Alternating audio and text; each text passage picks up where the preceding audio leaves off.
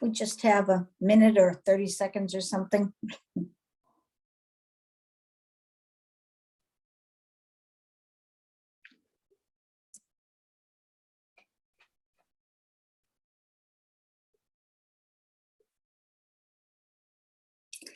And I have 6:15. So if everyone is set, then we can call the meeting to order. If PAC would just start to record, we'd appreciate that. Thank you.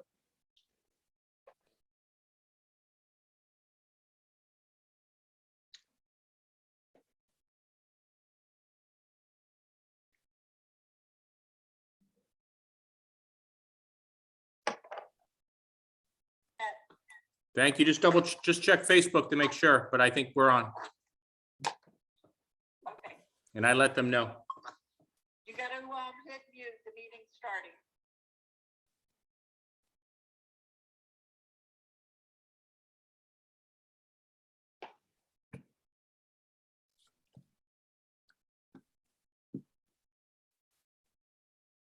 Let's see if I can do this.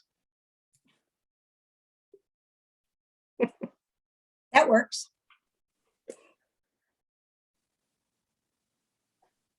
All right, then we'll call the meeting to order at 6:16.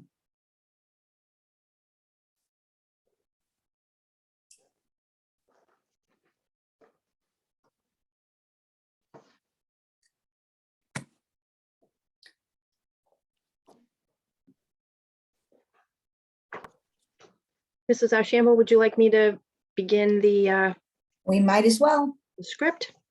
Sure thing. As a preliminary matter, this is Dr. Burnham, Superintendent of Schools. I will do a roll call to confirm that all members and persons anticipated on the agenda are present and can hear me. Members, when I call your name, please respond in the affirmative. Chair, Mrs. Carol Ashambo. Yes. Vice Chair, Mr. Brian Leighton. Yes. Secretary, Mrs. Laura Kelly. Yes. Ms. Sophie Shapiro is not with us this evening. Mr. Schoolambrini Yes. and our student representative, Sean Delaney, I do not see on the call. Staff, when I call your name, please respond in the affirmative. Recording Secretary, Ms. Susan Summers. Yes. Business Manager, Mr. Michael Cassidy.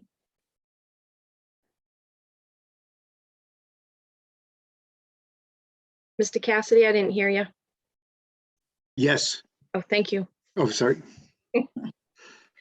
Director of Special Services, Ms. Juliana Hanscom, will be joining later in the meeting.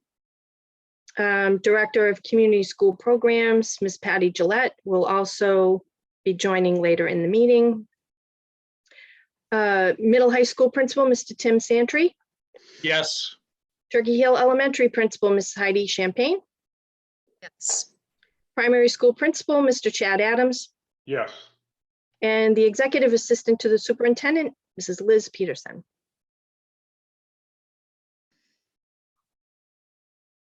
All righty, so Yeah. I'll turn it back to. Sorry. No problem, Liz. I know you're multitasking. I'll turn it back to you now, Mrs. Ashambo. Certainly. Good evening.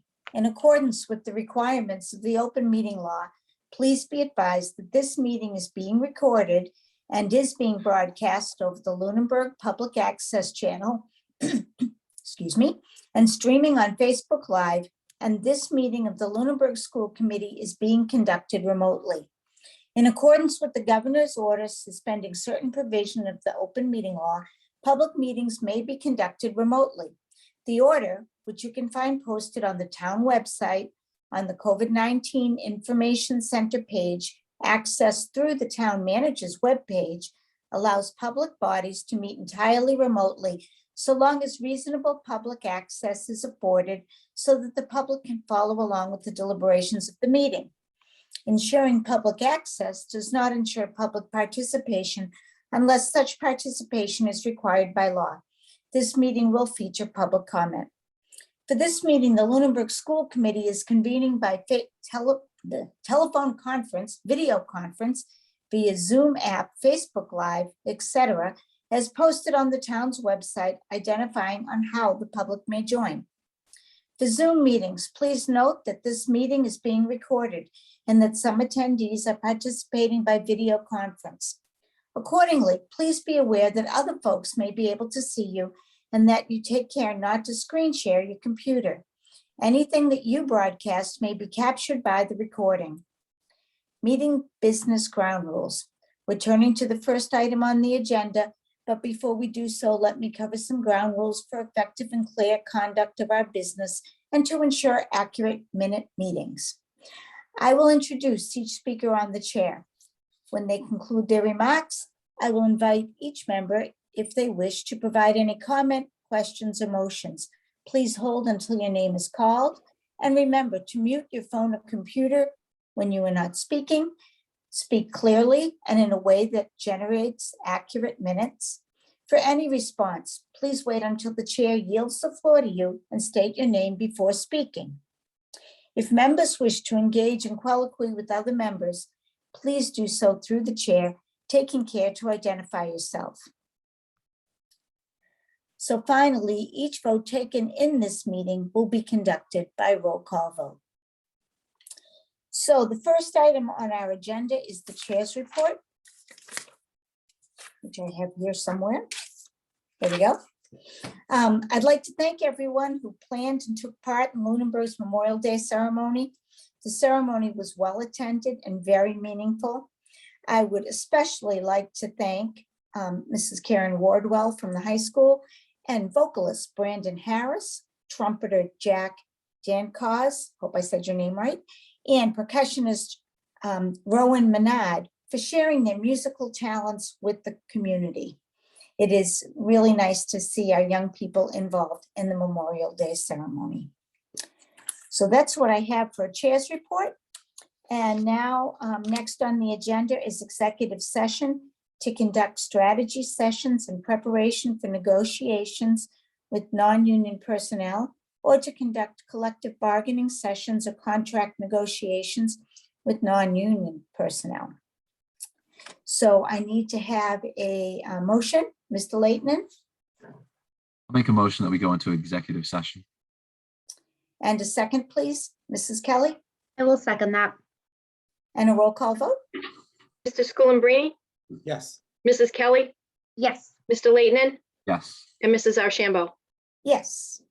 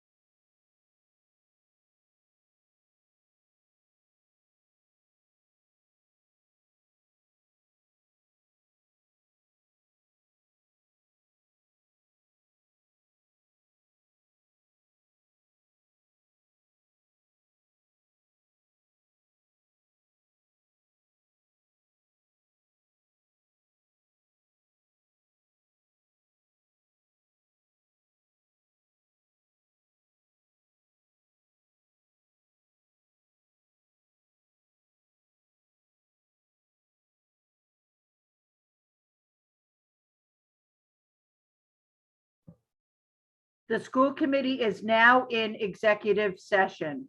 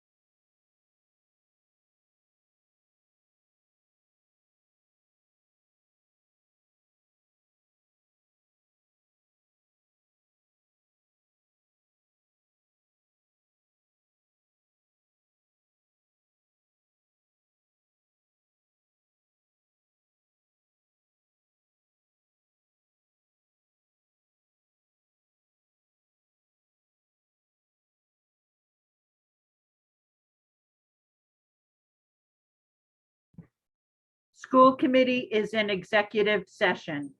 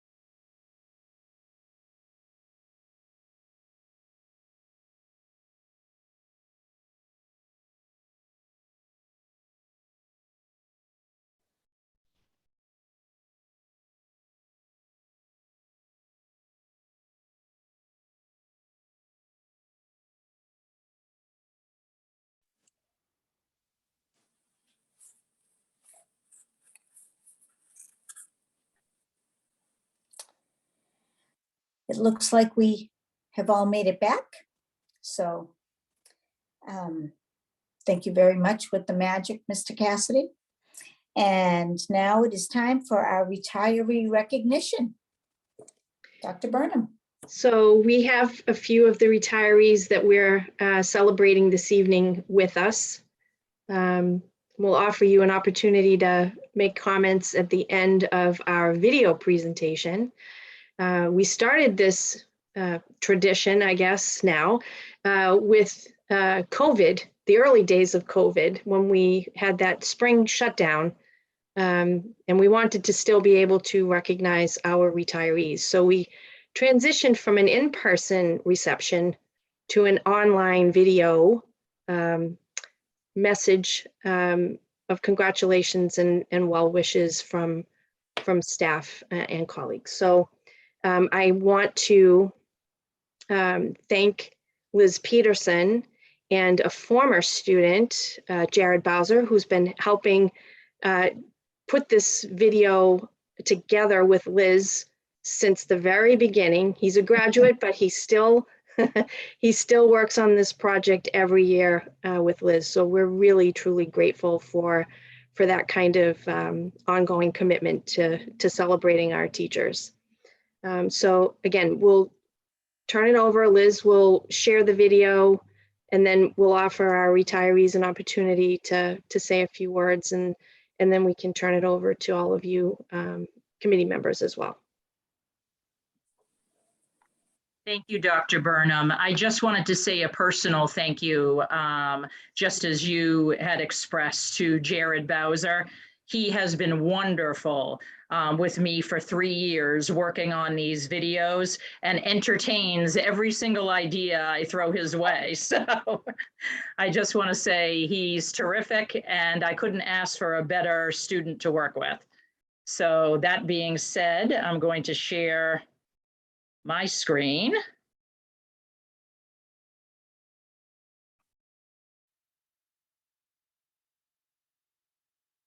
Are all of you able to see this?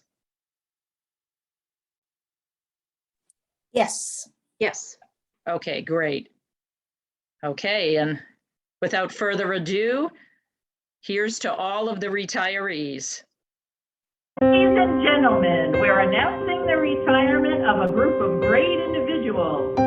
So it's that time of year when we're asked to make a retirement video, and I have many people on my list to wish you all the best in your retirement. We have Laura Wild, we have Rob Roy, Donna Lavoie, Chuck Swift, Linda Collette. You can still come back and work this summer, Linda. Fran McCluskey and John Londa.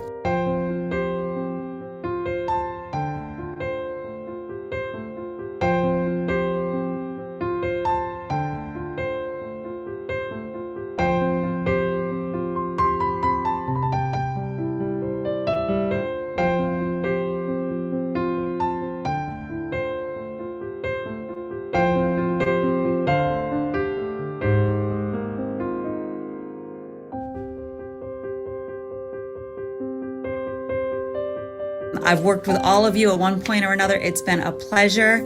And can I just say that right now it's been a little bit of a busy week. And this is what my office area looks like. And I'm really jealous that you guys are out of here. And I really hope that you're also on a beach somewhere enjoying retirement and having a great time. Take care, everybody. I really wish you all the best in your retirement. It's been a pleasure to work with each of you. And please check in and let us know how you're doing. Bye. Happy retirement, Laura, from the 4th grade. We miss you. Laura, I'm going to miss your sense of humor and you just saying everything that we want to say but can't. Laura, I'm going to miss co-teaching with you and just being able to look at you and you're going to know exactly what I mean. Laura, I'm going to miss everything about you, especially the way you always had our backs, especially us parents. Laura, everything about you is amazing. I don't even know where to start. We're going to miss everything about you. You're the best. I'm really going to miss walking over to you in the middle of class and just... I'm going to miss all your jokes in class and all the inside jokes that we have. I am going to miss your advocacy for all staff. I am going to miss everything that these ladies mentioned, and also your Snapchat filters that you like to send during. I mean, we keep them coming, no matter what you're doing. We wish you many years filled with toes in the sand, new adventures, and health and happiness. Congratulations! Thank you. These simple words seem to be a truly inadequate expression of gratitude for all you have given and all you have meant to your colleagues and students. Thank you for your dedication to your vocation. Thank you for your commitment to the children of Lunenburg. Thank you for your passion for your work. Thank you for your professionalism, persistence, and perseverance. Maya Angelou said, "You can only become truly accomplished at something you love." It is readily apparent that each of you loved your work. Each of you is, therefore, truly accomplished. Staff and students alike were lucky to have you here in Lunenburg. You cannot be replaced and you will surely be missed. Congratulations on a remarkable career and best wishes for an equally remarkable retirement.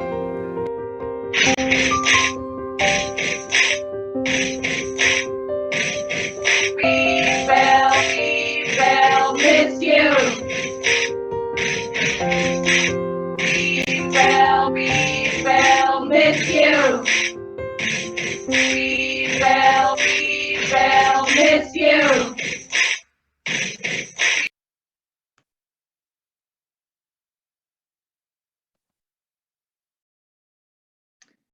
And I just want to say that we will definitely miss each and every one of them who have worked for so long in our district and have just been wonderful people. Thank you. Would any of our retirees want to make comment? I think the only one I see is Nancy Chapdelaine. Hi, Nancy. How are you? Everybody, thank you so much. That was very nice of you to present that to all of us. It's been a pleasure and a thrill to be able to have so much time with the students and the families of Lunenburg. I feel honored to have been able to hold that position and have so many people enjoy the quality of education that we have in Lunenburg. So I thank you very much for this opportunity to say that.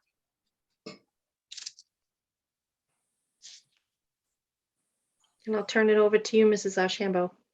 All right. Are there any of our school committee members that would like to add something? Mrs. Kelly. I will just offer up my gratitude to all of you. It's amazing that you get to celebrate and see this video, but also just hopefully you know how important you have been to everyone, to all the kids. And I wish you luck and enjoy your summer and all the days that come after it. Thank you. Mr. Leighton. Thank you, Nancy, and congratulations to all the other retirees. And thank you, Nancy, for your kind words about the Lunenburg Public Schools and the students. Thank you, Patty and Liz, too, for putting the video together.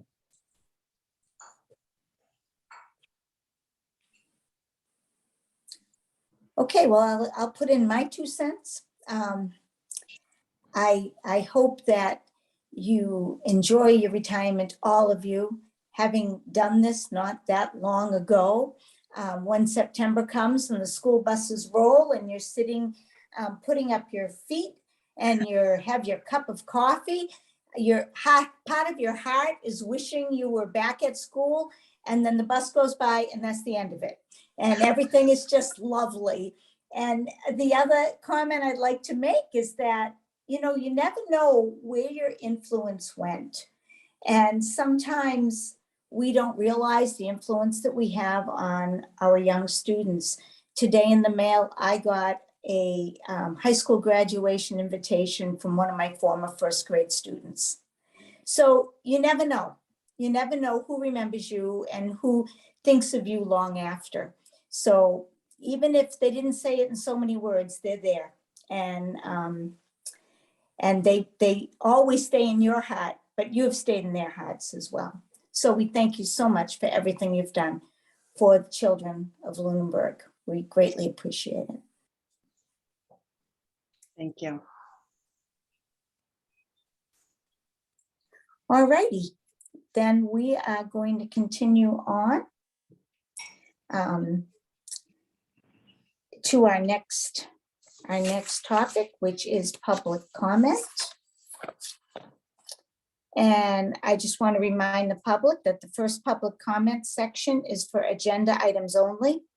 The second public comment section is open to any topic within the scope of authority of the school committee. Public comments about individual students are prohibited by law to protect the privacy of the student.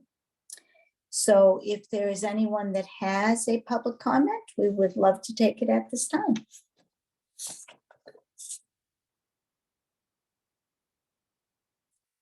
I'm not seeing any hands raised. Nor am So I am assuming we have no public comments, so we will continue on. The next item on the agenda is to review and approve the minutes of regular session May 18th. And I know that I requested a change in the attendance, but other than that, Dr. Burnham, were there any other corrections? I believe Mr. Leighton submitted a request for a similar change, and that change was made and the revised minutes were dropped in to the folder. So then could I have a motion to accept the minutes as amended of the May 18th meeting? Mrs. Kelly? I'll make a motion to accept the amended minutes for the May 18th meeting. Mr. Leighton? Second that motion. All righty, and a roll call vote, please. Mr. Schoolambrini, Yes. Mrs. Kelly, Yes. Mr. Leighton, Yes. Mrs. Ashambo. Yes. Great, thank you. I did not see any line item transfers. None this evening. All right, so then we're on to the superintendent's report.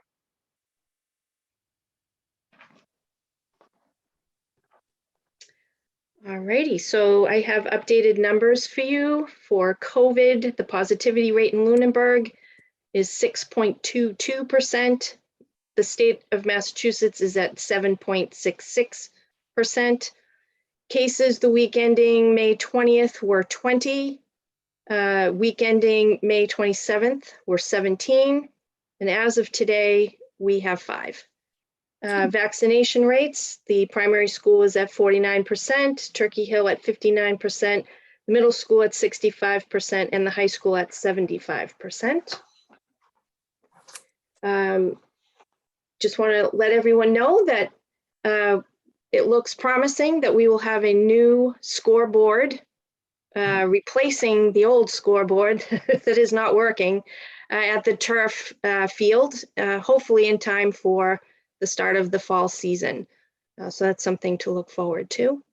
And I just wanted to offer some update to the committee and the community relative to school safety. We are all aware of the events of last week. It was difficult, very difficult as educators to watch the news coverage over the last week.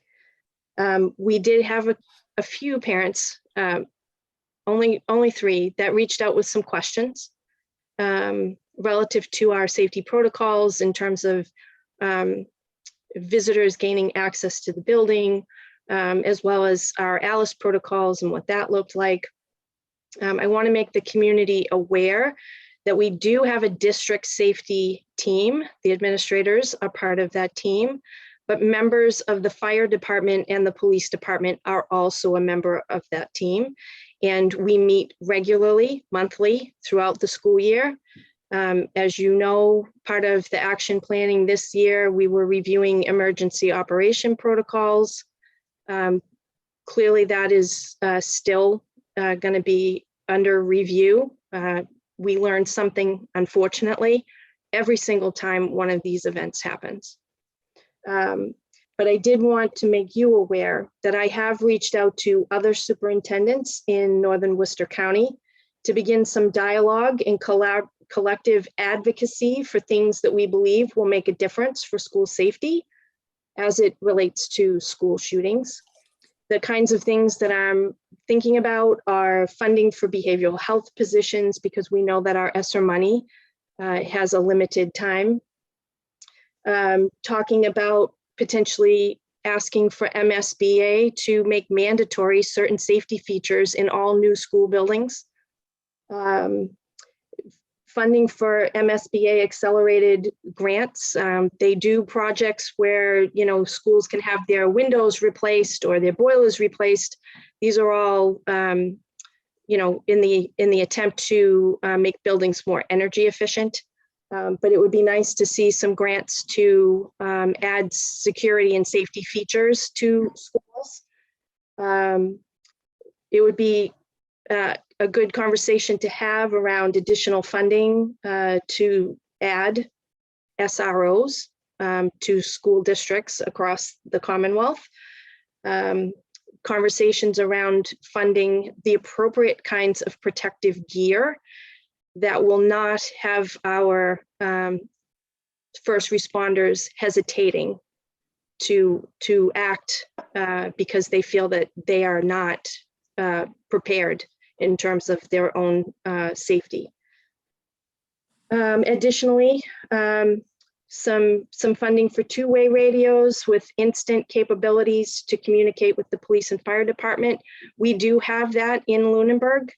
We received those two-way radios as a result of a grant that Chief Jim Marino wrote a few years back. There are other things like funding for Stop the Bleed training and Stop the Bleed kits, making all educators mandated reporters. We have to report to DCF if there's any suspected abuse or neglect of children. But there's no place for us to report concerns for students who are expressing homicidal type thoughts. Again, this is a very short list of things, but I wanted to let you and the community know this is the kind of stuff that I would like to talk with my colleagues about. These are the kinds of things we would like to advocate for funding and for change at the state level. Any little bit, any progress on any of these initiatives makes us that much safer. And lastly, and I'll keep you updated as those conversations are ongoing, I will certainly also be having a conversation with Chief Gamble and Chief Sully as well. And again, we'll keep you posted as those conversations unfold. And lastly, some June reminders. I can cut to the June reminders because I see that Sean's joined the meeting, so I'll leave all the great senior stuff for him to report. So thank you for that, Sean. And June reminders, tomorrow evening is the community scholarship night for our seniors. Graduation is on Saturday. And the next school committee meeting is June 15th, and that will be via Zoom. And our last day of school for students is on June 16th. And as a reminder, that is an early release day for students. And that's what I have for you this evening. Thank you, Dr. Burnham, and thank you for trying to organize the people in the other communities to work together to try and come up with some practical solutions that could help practically at this time. I think that's what we need. Yeah. All right. So with no further ado, our student representative, Sean Delaney. Hello. Thank you. Hi.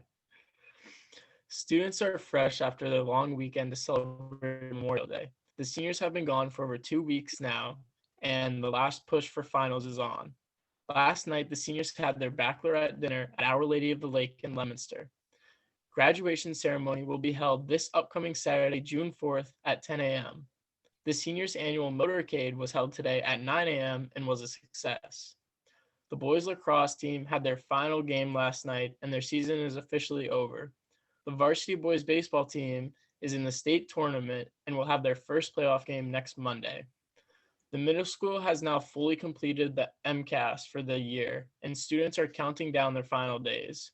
the final day for all schools is June 16th, which is right around the corner, and students are eager for the end of the year activities. And I just wanted to say personally, thank you for allowing me to attend these meetings over the past year. It's kind of cool to see what you guys do behind the scenes. And I really hope to see you again here next year. Thank you. We thank you very much for coming to join us so often. We appreciate it. All right, so moving on here, we have new business committee reorganization. So at this point, I'm going to turn the meeting back over to the superintendent while we reorganize. So the first order of business is to nominate and elect a chair for the committee. Mr. Leighton.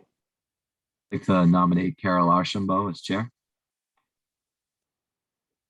I'll second that. Any other nominees? Any discussion? Ready for a vote? Okay. Mr. Schoenbrini, Yes. Mrs. Kelly, Yes. Mr. Leighton, Yes. and Mrs. Archambault, will you accept the nomination? Yes, but I was really hoping somebody would jump out of their chair saying they wanted to do it. But yes, I will do that. But Carol, you're doing such a wonderful job, and we just appreciate everything you're doing. That's quite all right. You're like the wisest person I know. Why, thank you. All right, then I will turn it back to the newly elected and appointed chair. All right, here we go. Then now we need a vice chair. Do I have a nomination for a vice chair? Mrs. Kelly. I will nominate Mr. Brian Leighton for vice chair position. And a second, please. I'll Mr. second. All righty. So we need to take a vote unless, are there any other nominations? This is why we need Mr. Leighton, because I never remember those things. So no other nominations, then we will take a roll call vote. Mr. Schoenbrini, Yes. Mrs. Kelly, Yes. Mr. Leighton, Abstain. and Mrs. Archambault. Yes. And Mr. Leighton, you are willing to be our vice chair. Yes, thank you. All right, and we thank you very much for all you do with your millions of hats. So now we need a nomination for secretary. Mr. Leighton, Nominate Laura Kelly as secretary. and a second? I'll second. All right. Are there any other nominations? Seeing none, then we need a roll call vote. Mr. Schoenbrini, Yes. Mr. Leighton, Yes. and Mrs. Archambault, Yes. and Mrs. Kelly, will you vote and accept the appointment? I will do. Thank you. All right, super. So that part is taken care of. Now, the second thing that we need to look at is we have to approve to continue all existing policies that are in effect for the ensuing year. So, Mr. Leighton, Make a motion to approve to continue all existing policies in effect for the ensuing year. and a second? I'll second. All right, any discussion about that? Then we need a roll call vote. Oh, you're muted. How did that happen? I don't know. Mr. Schoenbrini, Yes. Mrs. Kelly, Yes. Mr. Leighton, Yes. and Mrs. Archambault. Yes. Next, we need to authorize student activity funds for the following amounts. The primary school at $2,000, the Turkey Hill Elementary School at $2,000, the Lunenburg Middle School at $5,000, and Lunenburg High School at $10,000. So is there any discussion on that? then can I have a motion to approve that?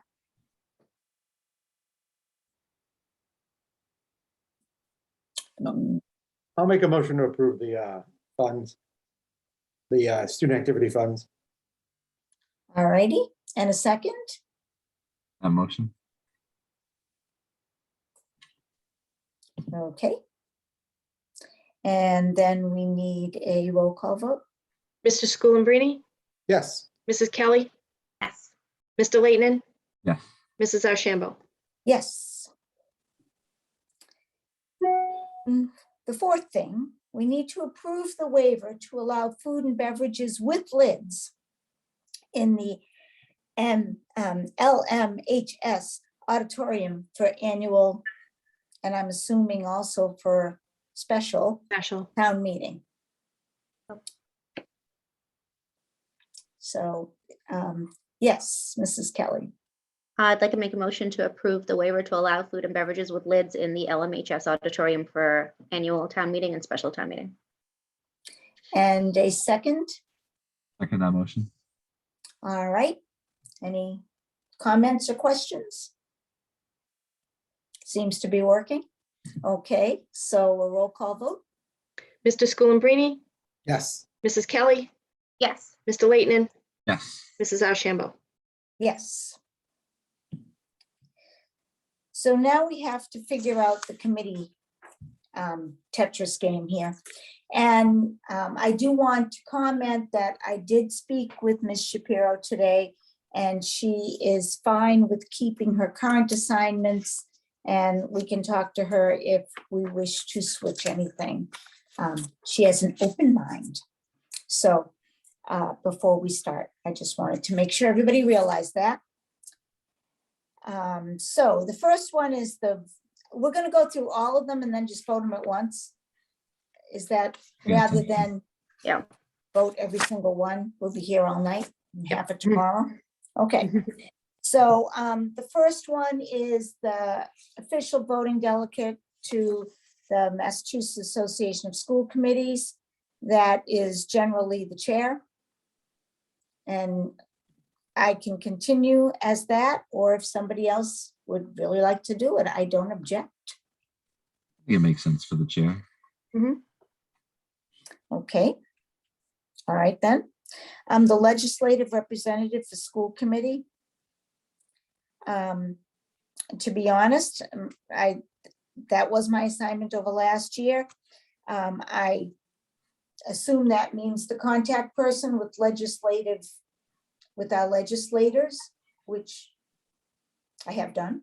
Yeah, I think So, that connects back to the spokesperson really too. yes. Yeah. Okay.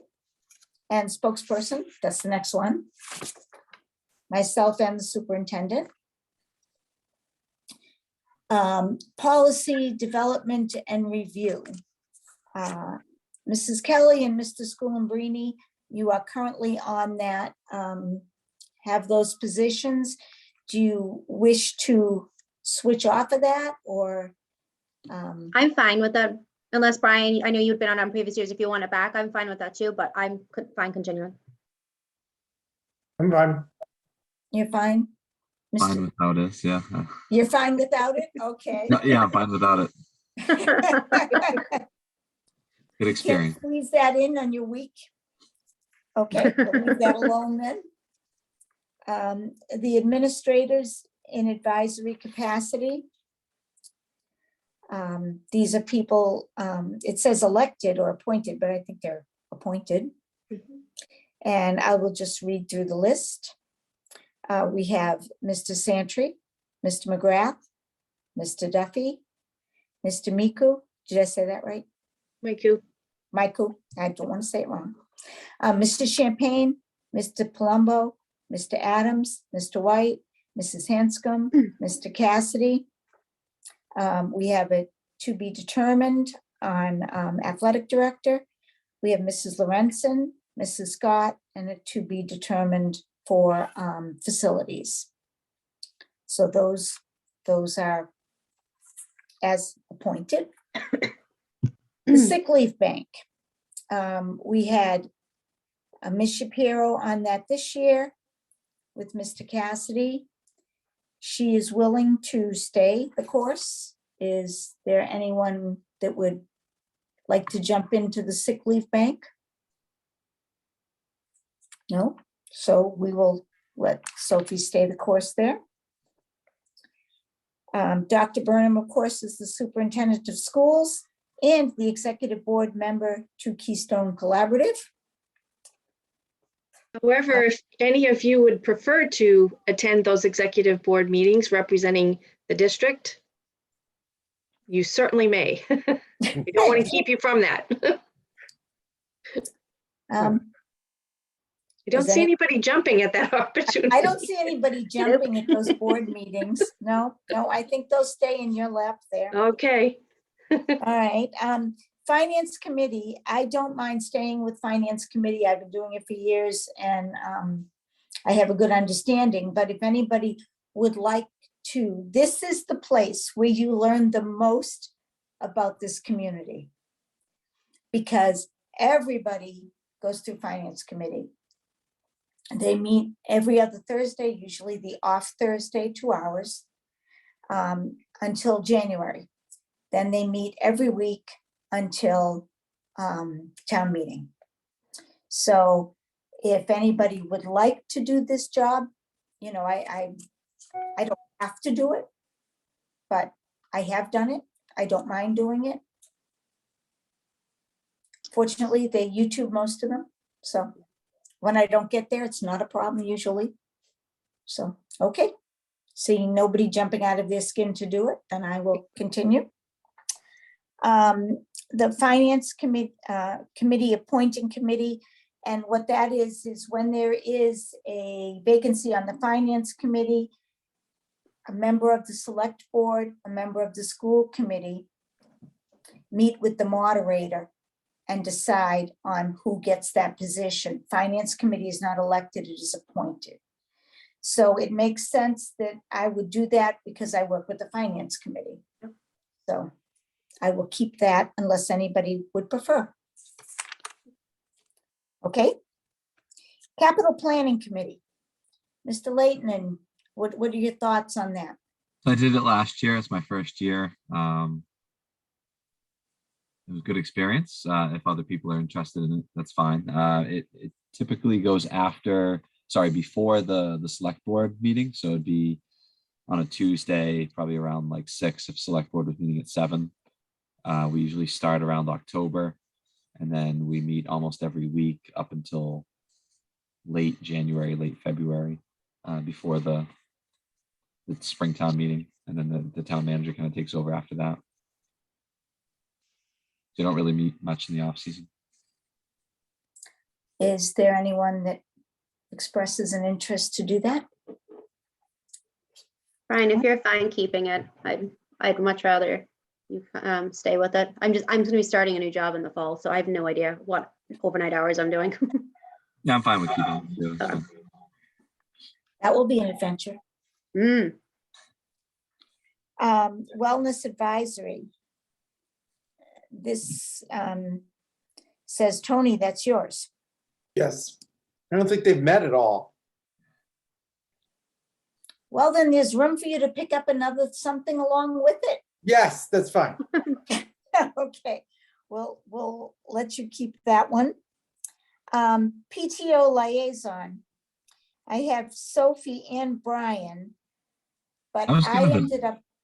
Yeah, I was kind of the backup, but I couldn't really attend in person. Right. And I was not good at it. So, to be honest, I did what I could, but if anybody else would like to do PTO, it's a once a month Monday night meeting. Do you know what time they meet? Usually around 7. Usually 7. Oh, okay. You know what, Carol, I'll do that one if that takes something off people's plates. That would be great. Yeah, I think sometimes Sophie couldn't make it, so she always wanted to have a backup. I think it made sense though. Okay, so I'll be the backup then. If that's the way it's set up. Well, I think that was something that she couldn't do well from school. Oh, okay, then I'll take it. Okay, because their meetings are not always Zoomed. There's sometimes in person. Okay. And she couldn't do the back and forth. Do you know where they are when they meet? The middle high school. Oh, okay, that's fine. It's like not further from work than my house. There you go. Well, thank you. Okay. Will Mr. Leighton be staying on as the alternate? No. Okay. If you find you can't make a meeting, then you just call around like one of the school council meetings, and we'll see if somebody can cover. Okay. Okay. Paxal, Laura, are you gonna hang on to that one? Sure. Okay. School council representatives. Sophie said she was fine with keeping her high school.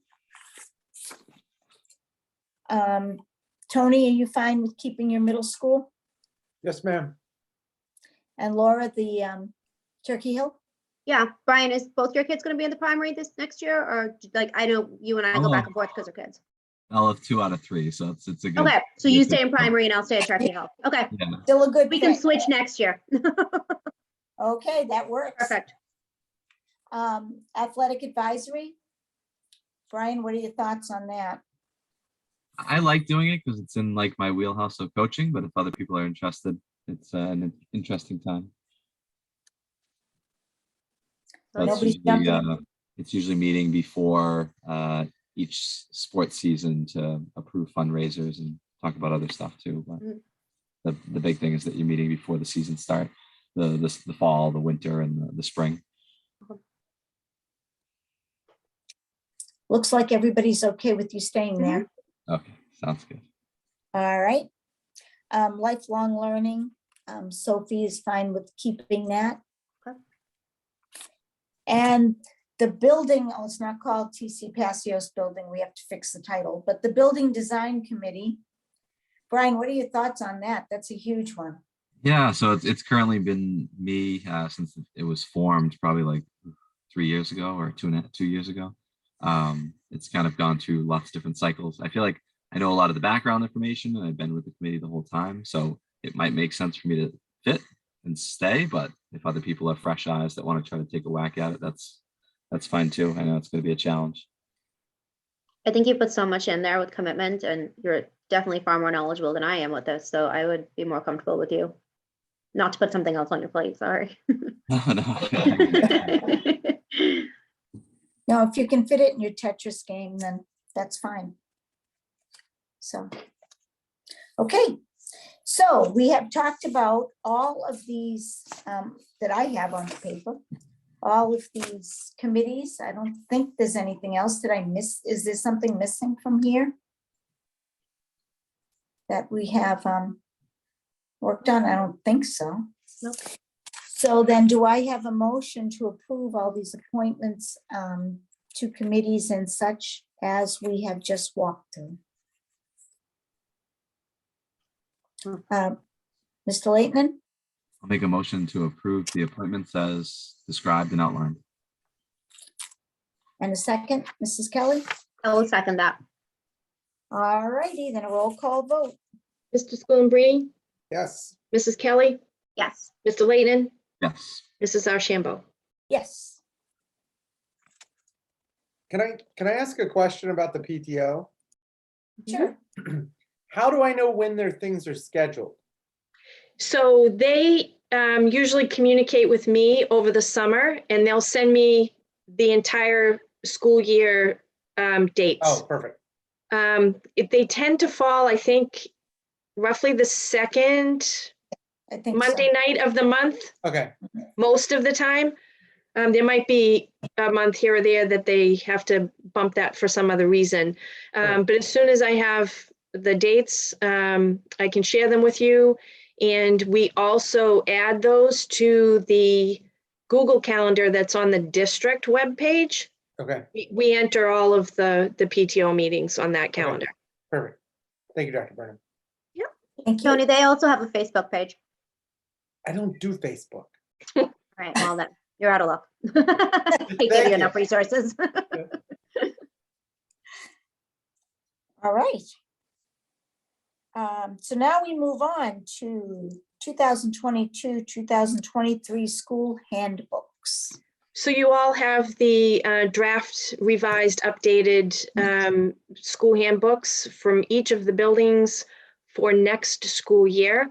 The drafts have also been posted on the website under the meeting documents for today.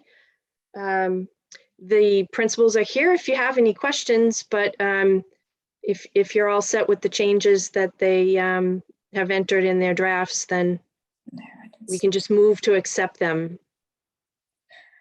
I have a comment. I was delighted to see at the end of these handbooks, the chain of command thing, who to call when you have a problem with what.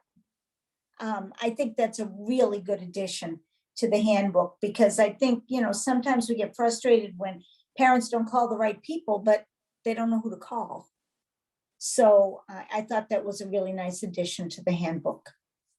That was one of the things that was outlined in the action plans under the strategy for this year. So we did work on completing that, and I think that a great place to archive that is in the handbooks, but we also will have this posted on the website as well. Awesome. Any other comments about the handbooks, Mr. Leighton? Yes, thank you. Yeah, I agree. Great work on the handbooks. I thought did a great job. I did have a couple concerns. One was I didn't know how much collaboration happens within the principals that we're talking about the changes that we're making, so that it stays consistent with the layout. So as parents and students change schools, they see a similar layout. I know Jim Levesque, former school committee member, really put a focus on that. I think that was a great change, that we made it more consistent. And it came up with our group at the primary school that we had a discussion about dress code, and that we wanted to update it. And I don't know if those conversations necessarily happened, because we did see in looking at the other ones that 3 out of the 4 kind of had very similar dress codes where it was back to the school committee policy. But the middle high school still mentions things like blouses and things that are more related to one sex and kind of discriminatory, prejudiced against one sex. So I think going back to the policy might be more beneficial for that. But if there's a reason that it's specifically like that. I'll have Mr. Santry speak to that. I know that he did have a team of teachers at his school that reviewed the handbook and made certain recommendations. And I know that was one thing that they looked at, but I'll turn it over to Mr. Santry. Thank you, Dr. Burnham. Tim Santry, principal, Lunenburg Middle High School. Mr. Layden, you're correct. How the handbooks are laid out was changed in prior years. So when a parent goes from one building to another, they're able easily to find which policy or procedure is consistent among the buildings. I have to say I might have erred in that this year, but Liz Peterson and Dr. Burnham caught those errors, and I believe I've been placed back into compliance with how things look district-wide. But it was a great point that you brought up around our dress code, and it was an issue that we brought up with my handbook committee. And although we are keeping with the policy that we have, the school committee policy, we have removed examples of violations of dress codes. We are more focusing on having students be responsible and to show good judgment in all areas of academics, including dress. So that is one of our changes in our high school handbook that happened this year. In our school advisory for the middle school, a change in the handbook was not brought forth by any of the committee members or myself, but I believe that's probably something that we'll be talking about in the years to come. Does that answer your question? Yes. Thank you. And Mr. Santry already referenced this, but each of the principals works with individuals within their own school to review and update and make changes. But then Liz Peterson goes through every single updated version to make sure that things that must be in the handbooks weren't deleted. and to make sure that the flow is consistent and information is in the appropriate section of the handbook for that consistency purpose. So it really is a full team effort when we review the handbooks.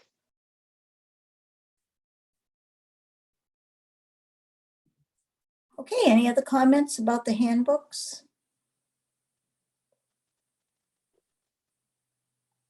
We very much appreciate the time and effort that it takes to put all this stuff together. And I know parents appreciate figuring out where the information lives so they can find it. So if we are all set with the handbooks, could I have a motion to accept them as presented to us? Mrs. Kelly?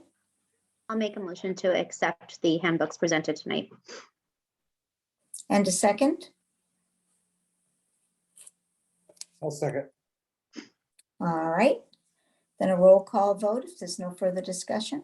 Mr. Schoolambrini, Yes. Mrs. Kelly, Yes. Mr. Leighton, Yes. Mrs. Ashambo. Yes. Okay, thank you. Next, we have the school committee meeting calendar for next year.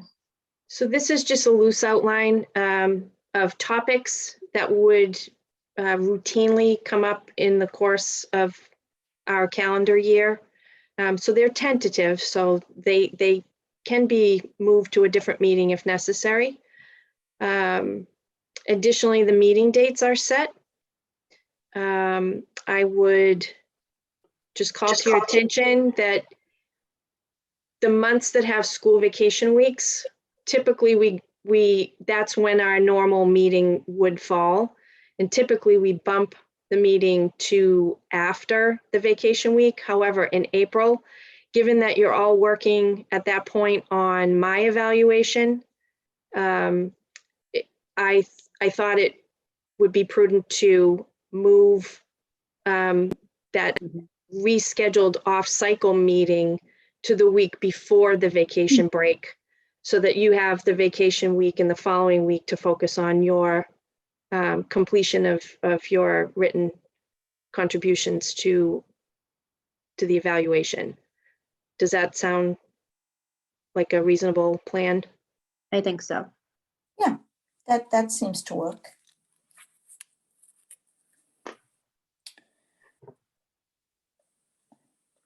That would work. The only concern I had, to be honest, a somewhat personal one, I am not sure I'm going to be around on August 31st. So I didn't know.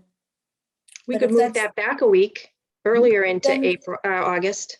Well, that's what I was thinking, but now I'm looking at it again and I'm seeing back to school updates, and you can't do that if we haven't been back to school. So you That's know why what? they would get tentatively bumped to the next meeting. Leave it the way it is. I could be back by then. We'll go with that.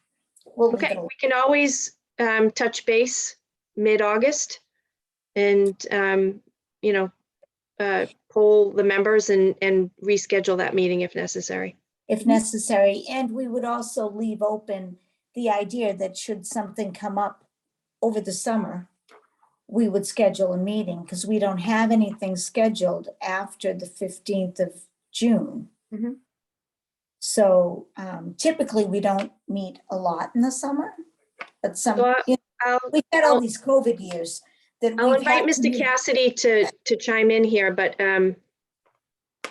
on the draft calendar for next year, we added a date, June 29th, which is not the on cycle, right? That's an add-on at the very end of the fiscal year. And that's so that Mr. Cassidy can bring forward to you any list of purchase orders that need to be held open and carried over. We could bring you a list the second meeting in June, but it's probably going to be a lengthy list that could be very tidied up if we could have a meeting late in June as we're ready to close out the calendar year. And we would potentially also be interested in scheduling a meeting late in June this year as well, but I'll let Mr. Cassidy speak on that. Sure. Annually, it's a requirement from Town Hall that the school committee approves any money that's been encumbered. And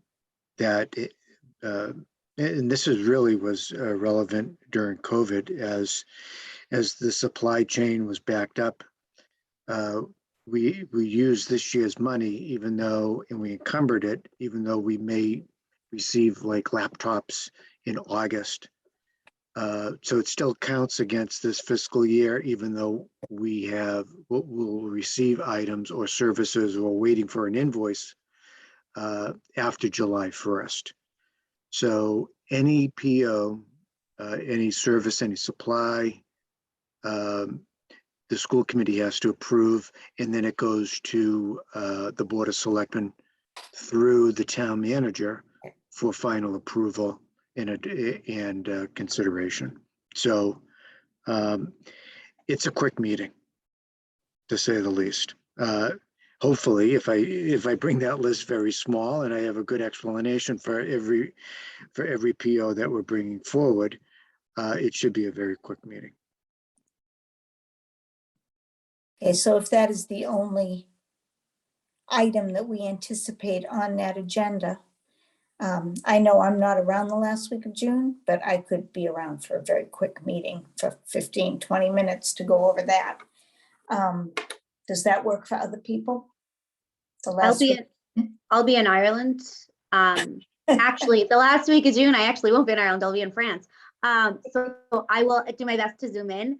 But funny enough, I know I won't be here on June 29th, 2023 either. So I'll be in Norway. So I'll have to figure this out with you guys to make sure we make quorum. So as long as we have a quorum, yeah, we will manage to get. I can that certainly done. try to zoom in. But if Mr. Schoolambrini, do you anticipate being around that last week of June? I do not travel. Okay. Laura's taking care of that for you. Yes. Yeah. Take care of it for the rest of us completely. Mr. Leighton, are you going to be around that last week? I may travel, but I'll be able to zoom in if I need to. Okay, and I'll double check with Sophie. So as long as there's a quorum, we can do that. Okay. Thank you. All right. So could I have a motion to accept the school committee meeting calendar? Before we do that, I did notice that you did leave in the question and answers, even though we get very few people. I still think it is the thing to do to have the budget question and answers available in case there could be some kind of issue that causes people to ask questions. Mm-hmm. You never know. Yeah. But I saw that was left in there. Otherwise, it looked like the basic things that we generally go through. So is there a motion to accept the calendar? Mr. Leighton? Make a motion to approve the school committee calendar for the 2022 and 2023 year. A second. All right, then a roll call vote, please. Mr. Schoolambrini, Yes. Mrs. Kelly, Yes. Mr. Leighton, Yes. Mrs. Archambault. Yes. Okay, thank you. Now we have a donation. So we'll have to pass over this evening. We were hoping to have a final number as to the amount that the class of 2022 was going to be donating toward the replacement of the scoreboard on the turf field, but we don't have that figure yet. So hopefully we'll be providing you that update at the next meeting. All right, well, we thank them very much for their donation, whatever it is, and for thinking about the scoreboard, because I know that's really been an issue that a lot of people have talked about in town. Okay, moving on to a discussion about digitizing records. So this item's on the agenda as a follow-up from our joint meeting with the municipal building committee and their conversation around the town looking to digitize records to reduce the footprint for record storage, physical record storage. And they suggested that we do the same. Liz Peterson is on the meeting this evening, and we can talk to you a bit about requirements for record retention, and have a little bit of a conversation around a direction forward. We could start to look into cost. It's possible that if we were trying to attempt to transition a lot of records to digital version, it could be a costly endeavor, something that we would probably have to put out to bid. Or we could also take a look at a multi-year plan that we could incorporate in our budget as we develop the budget for FY24. So I'll turn it over to Liz. Mr. Cassidy's here. He can also address personnel records, payroll records. Mrs. Hanscom is on this call this evening too. She can address any questions around special education records if there are any. It's important to note that there are student records that we have to maintain and also employee records that we have to maintain. So the point of this conversation tonight was to provide you a little bit of information, answer any questions that you might have, and then we can start exploring costs and proposing a plan if that's a direction that you want to move in. Okay. So I'll turn it over to Liz first. Okay, thank you, Dr. Burnham. So I had put two things in your folder tonight, the Mass Records Retention Schedule, which outlines for not only municipalities, but for companies in general, but we focus in on the parts that have to do with municipalities, of what types of records we have to keep as a municipality and for how long. So there, as you can see, if you scrolled through it, there are all kinds of guidelines having to do with what type of things we have to keep. For example, I'll just share a couple examples with you. School committee documents and minutes and agendas. We have to keep school committee minutes in a hard copy form. We can digitize it for ourselves, but we have to keep it in hard copy for the whole time that we're a school system. So, but as far as the documents that we drop in your folder every time, those can be digitized. So every single thing that we go through, whether it's payroll, personnel, whatever, there are certain things that we do have to keep in hard copy versus things that we can absolutely digitize. When I came into this job, my goal for this job was to digitize as many records as I could, because we were utilizing a lot of paper at that time. And over a 2-year period, when I came into the job, we had probably about 20 boxes of paper, and I had that spread over. Before, we would have used those 20 boxes in 1 year. We were still utilizing those boxes 3 years in when I started in the job, because that was my goal, to digitize as many records as I could personally in our central office. So we have moved forward with some of this, but there are actual companies out there, like Dr. Burnham was saying, that we could contact and get a quote or put out a bid for. And we could work with them to digitize student records or digitize central office records only. And that's what I feel we really have to narrow in and hone in on first. What type of records do we want to digitize? Are we, thinking personnel records? Are we thinking special education records? Combination. We could move towards doing student records, but like Dr. Burnham said, that's a huge task because that would involve all of the schools. So that may be something that we may want to do over time. So So those are the basics. Mr. Cassidy, I don't know if you want to jump in and say anything more about that, having to do with personnel or payroll. I can tell you that over the last few years, we have been digitizing timesheets, our biweekly timesheets.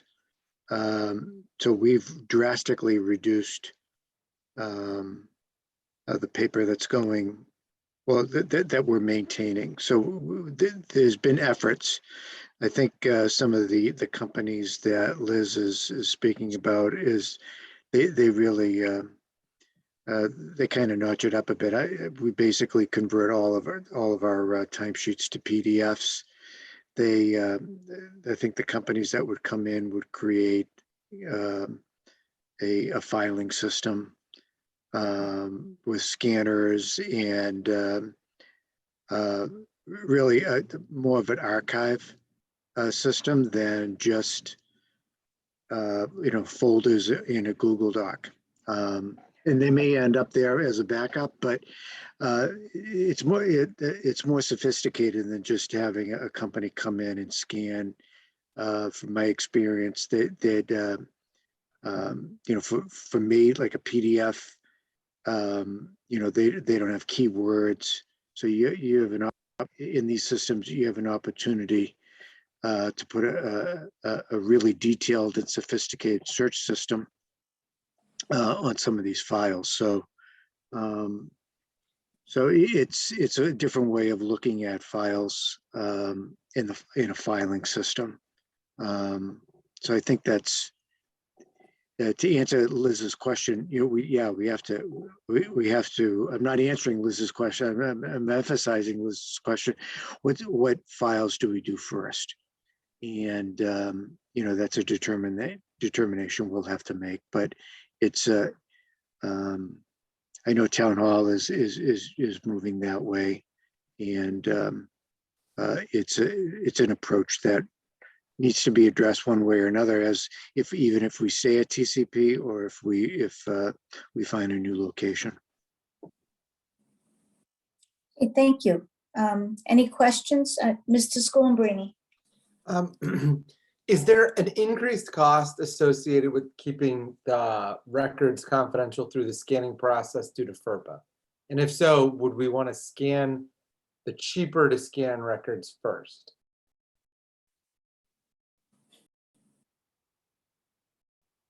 I can try to take a stab at that question.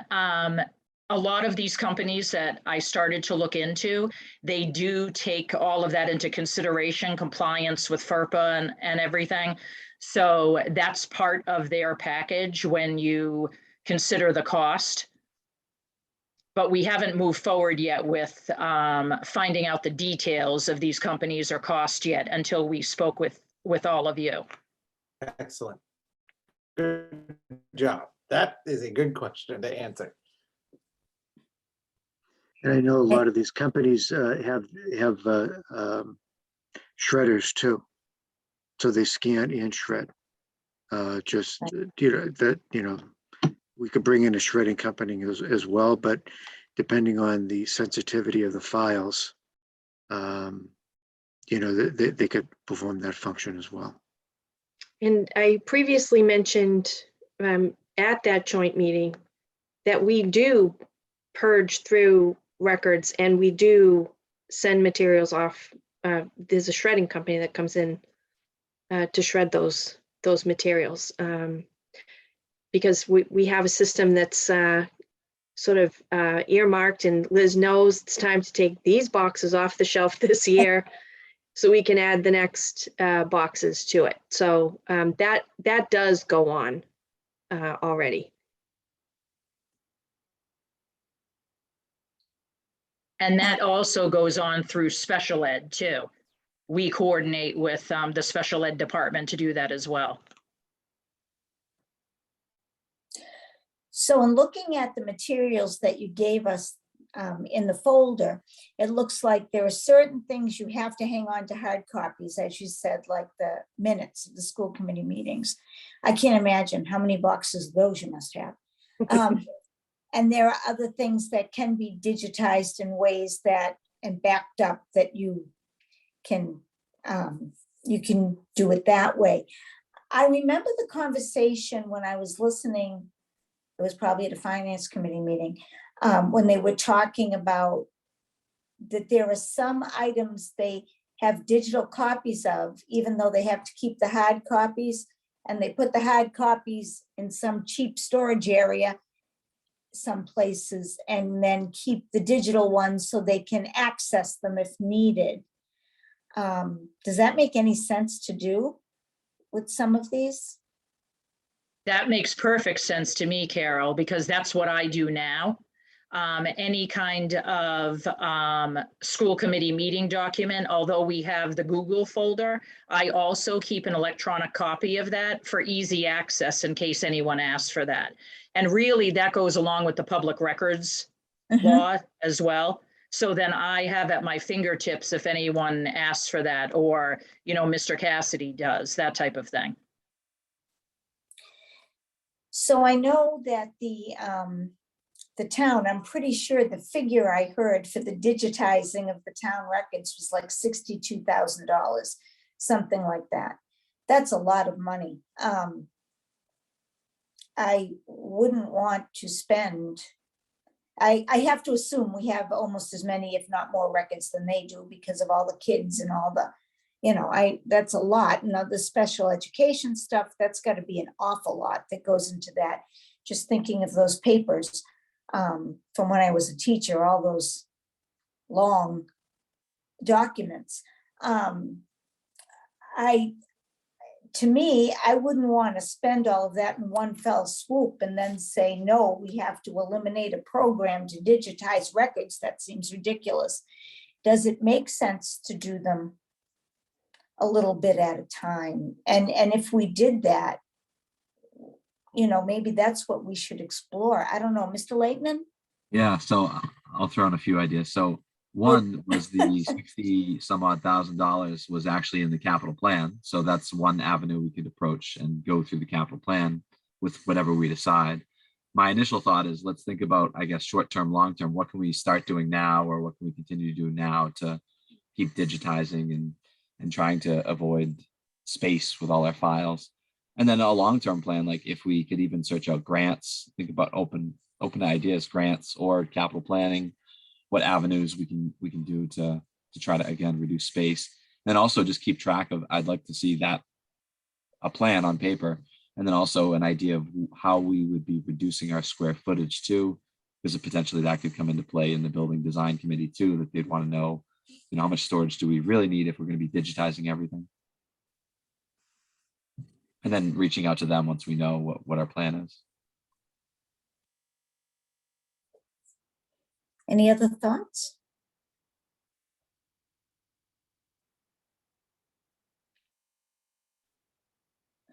So then moving forward, it sounds to me like it makes sense to investigate, you know, what makes sense in the short term, what makes sense in the long term, and, you know, where we can find monies to do all this. I agree with you, Carol, though. It shouldn't come out of the children's budget. Can't come out of the kids' staff. Yeah. No, I'd rather have more boxes and more programs for kids than, you know, reduce our footprint, but reduce the programming. We can't be doing that. Does that help? Does that give you some ideas? I think so. It's all very abstract to me sitting here. Yeah. And I love the capital plan idea too, because they literally approved it for the town hall. So it would make sense to do it for the schools too, the safe space, and how about the schools as well? Okay, so we'll do some investigating over the next few months. When things are quiet, they're never quiet at our office. Don't wait till then. We'll do some investigating because if it's something that you want to consider for the capital plan, we'll need to, you know, kind of get a good price on that if we're going to attempt to incorporate it in the capital plan. So, no, this was helpful. Appreciate the feedback in the direction that you want us to Well, go. the only other thing I wanted to add too is even just discussing it with the town manager, because they might have something that they could use, that we could use out of that 62,000, not necessarily the money, but maybe some of the materials or the equipment that we might be able to use. And also, I know there's been explorations about the fire department and police department having storage there, and maybe we could access some space there potentially if it's shared town space.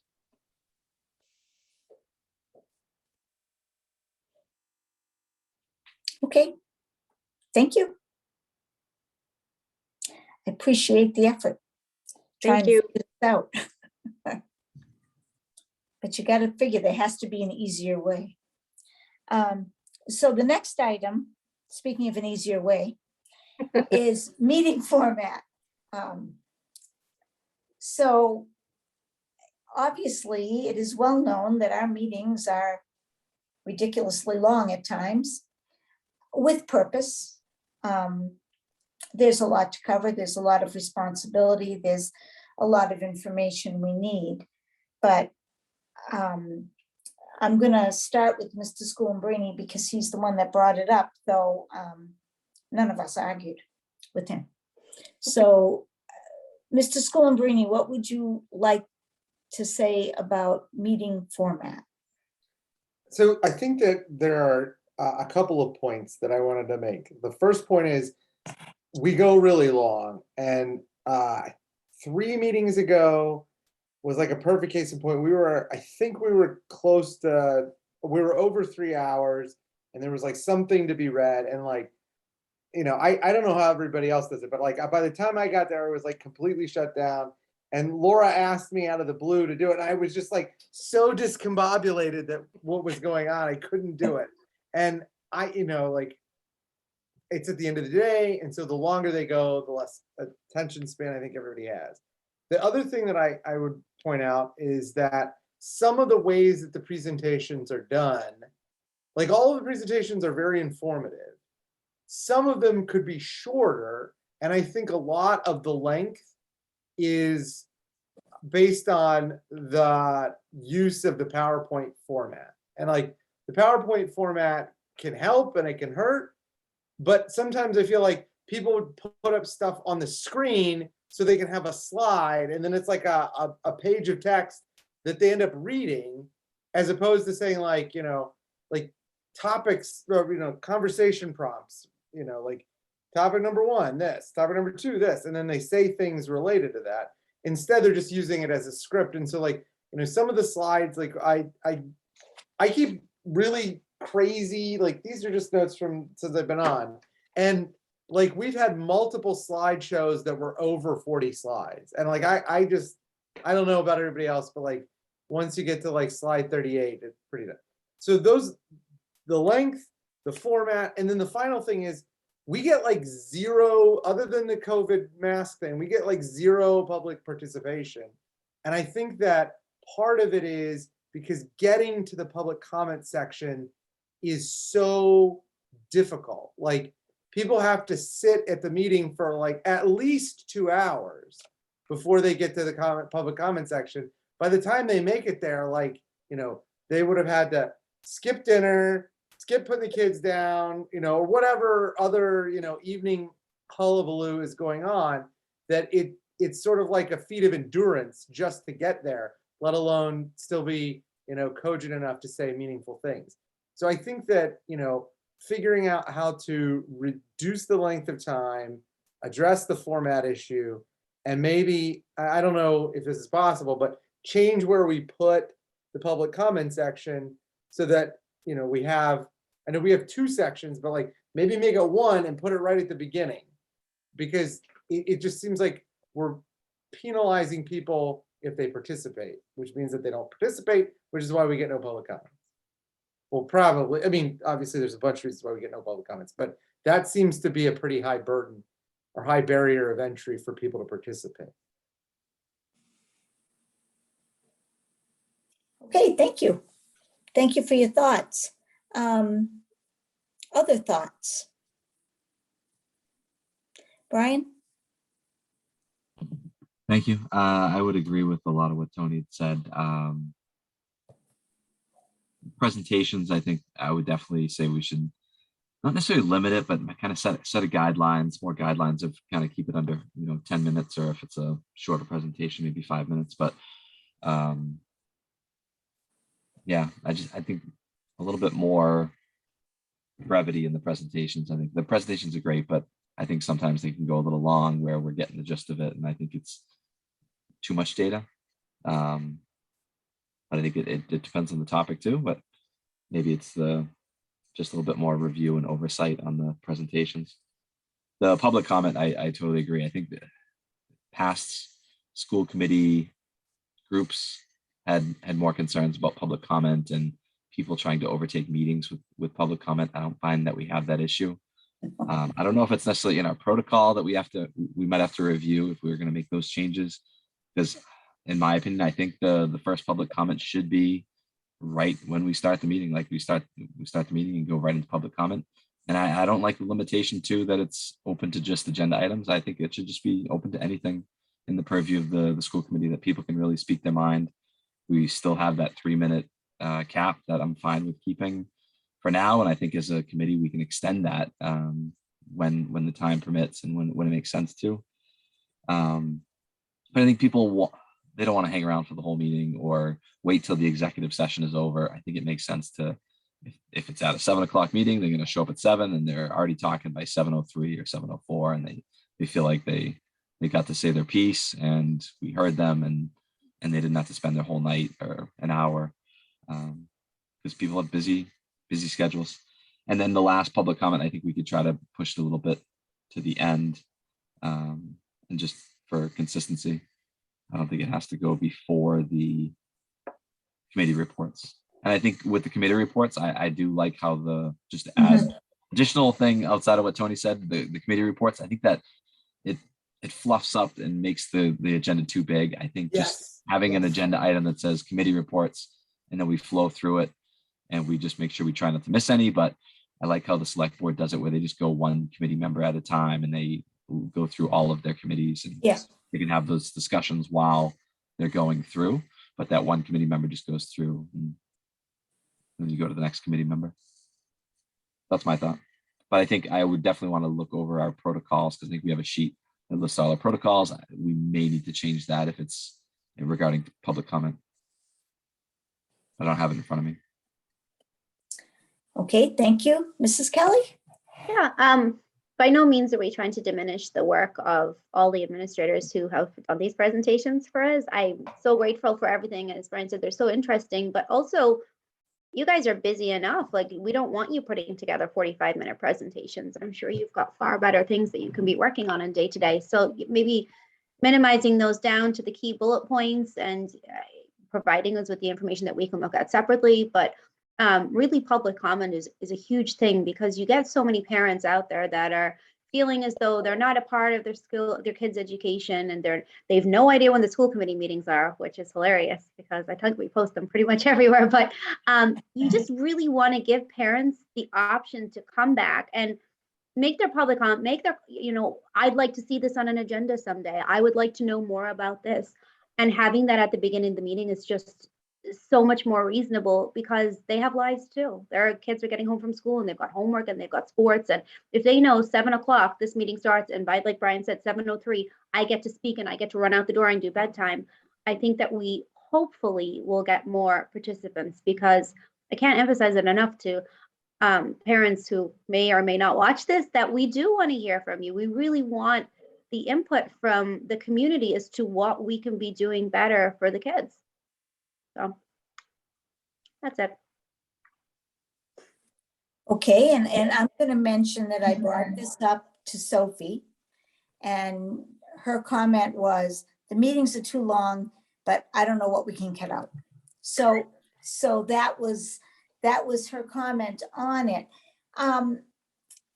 So part of the reason the presentations have been so detailed is that the presentations are feeding into the superintendent's evaluation. So because of the detailed presentation, we had less questions for Dr. Burnham because we saw everything in front of us. So I guess what we're looking for is some kind of balance. We probably swung way far one way, and maybe we want to come back a little bit further. We could, to be honest, if the information, I'm thinking about like a presentation on MCAS results. Everybody wants to know the MCAS results. Everybody wants to listen to the presentation. You can't do that in 10 minutes. That's not a 10-minute presentation. So you could, if you wanted to cut that down, you could have the information, have somebody give the highlights, and then go back and at your leisure, go through. I don't know that would work. Go through all the information. There are some things that just require time. Other do a things don't, presentation. and other things were extra. Yeah, go ahead, Brian. I think you could do a presentation and have a data sheet as a separate file that you can share with the public, but that doesn't have to be, it could be on the website, but it doesn't have to be at the meeting on the PowerPoint slides, but you can have a PowerPoint slides of the highlights and the areas of need, the areas of concern. And I think you could highlight areas. I think there'd be ways to shorten it. Tony? You know, like I don't have any experience presenting things in this format, but I have experience presenting things in another format. And like, you know, one thing that we typically do is we will give a summation at the end. And, you know, like when you do a closing in the case, the judge will tell you like, you have 10 minutes, you have 15 minutes. And, you know, like the last case that we did, we had like, I don't know, over 1,400 pictures. But like, it wasn't necessary for me to go through every picture. And so like what I did was, you know, it gave them the judge like, you have 10 minutes, like really, we're leaving in 10 minutes. So like, I gave them the overview and I referenced things for them to look at because I knew that they were going to take it back into the jury deliberation room and like, look through it. I said, you know, like, look at picture, you know, 125 and the ones around 125, you're going to notice that it's a picture about the doorknob, go look at the doorknob, blah, blah, blah. So like, I do think that the information can be conveyed in a shorter format and still be meaningful. The other thing is like, it is abundantly clear to me as somebody who is not an educator that like, these people are really good. Like almost every meeting, I will email the people individually, and sometimes I have to guess at their emails. Like, this was a fantastic presentation, and you told me more about how this is done than I learned all in high school. You know, like I remember Mrs. Beardmore's presentation on how she taught language, or the first presentation we had from Jen Fletcher on the school counselors and how that protocol worked, which I actually used. I mean, it was so useful that like I knew exactly what to do and how to do it. So like I don't want them to feel like they have to put all this stuff in as like a way of providing verification that they're doing work. Like it is abundantly clear that they are all doing a fantastic job. And I just don't feel I hope they don't feel like they need to show us that they're justifying what they're doing. Like that would seem to be counterproductive. But I also don't know how you tell people that are as passionate as people like Lisa LeBlanc, like, don't tell us more about this wonderful idea you had. So like, it is clearly a difficult balance to strike. So those are just a couple of suggestions or ideas that I've had. I'll tell you, like I have been consistently blown away by how good and how insightful the people were about their work. And many of them do like an absolutely fantastic job presenting very dense, very complicated information. And Like, I'll just say this, like, Dr. Burnham, you do this very well. So like, it's obvious it gets done. And I don't want to make anybody feel like what they're saying isn't important. I can't hold on to my attention long enough to make it like sink in.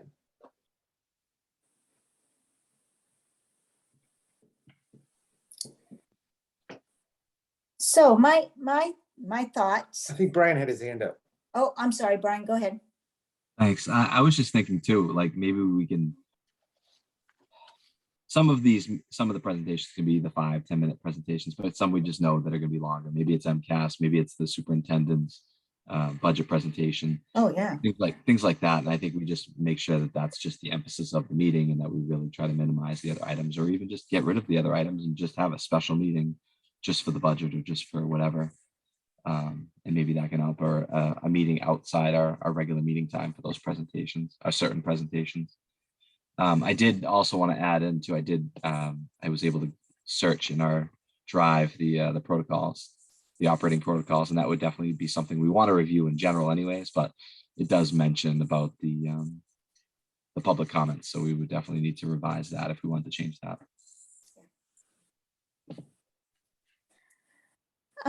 My thoughts on all of this is I agree with Brian, because my initial thought was, if we need all this information, we need more meetings to keep the meetings shorter. So maybe an MCAS extra meeting to focus on that, or the budget. We can't not hear the whole thing on the budget. And we have to know that part.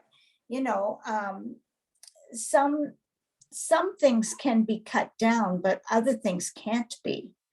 So maybe as we walk through this, maybe the job of the chair and the superintendent when we look at the agendas is to see if they're going to be overweighted. Maybe we need to pull an extra meeting for something. If that will keep the information flowing and the time down. I agree 100% with we don't need to say every single committee and who's paying attention to that committee, and that committee almost never meets, but we read it every time and we say, did they meet? And they say, no, they didn't meet. Well, that's a waste of time. I totally agree with that we can do without that. The idea of the two separate public comments being different, that the one at the end is about anything. And I think the idea was initially that you wanted to make sure to hear people that had to talk about items on the agenda before you talked about the items on the agenda. So if somebody had wanted to talk to us about the length of our meeting, they knew the time to do that was before we started the meeting, so that they could comment on that. If you cut your comments and somebody's commenting on something they'd like to see on an agenda, and somebody didn't get to talk about one that's coming up, that doesn't seem right to me. I don't know if we could do those first. And not that we ever have that many comments, but it could happen. Do the comments about this meeting first. And then if there isn't time. I think in the past, though, we usually extend public comment too. So I wouldn't have too much of a concern, because we can always extend public comment if we fill the 10 minutes. Yes, we can do that. So that was one thing. The other thing I wanted to ask about is, we have been doing these meetings earlier. That works fine for me, because I don't have to go to work. But for people that are working, are these early meetings beneficial? Or is it cutting your time too close while we're talking about format? Tony? I don't want to, I'll do whatever anybody, the majority wants, but I work in New Hampshire. My office is an hour away. So if I finish up the workday at 5 o'clock, I have to like, race home, eat, and then because of how long the meetings are, I usually don't, don't see my children or my wife that night. And I'm sure they're happy about that. But if it like 6:15 made a huge difference. Like I did not need to eat my dinner, off screen. So like just 15 minutes made a big difference.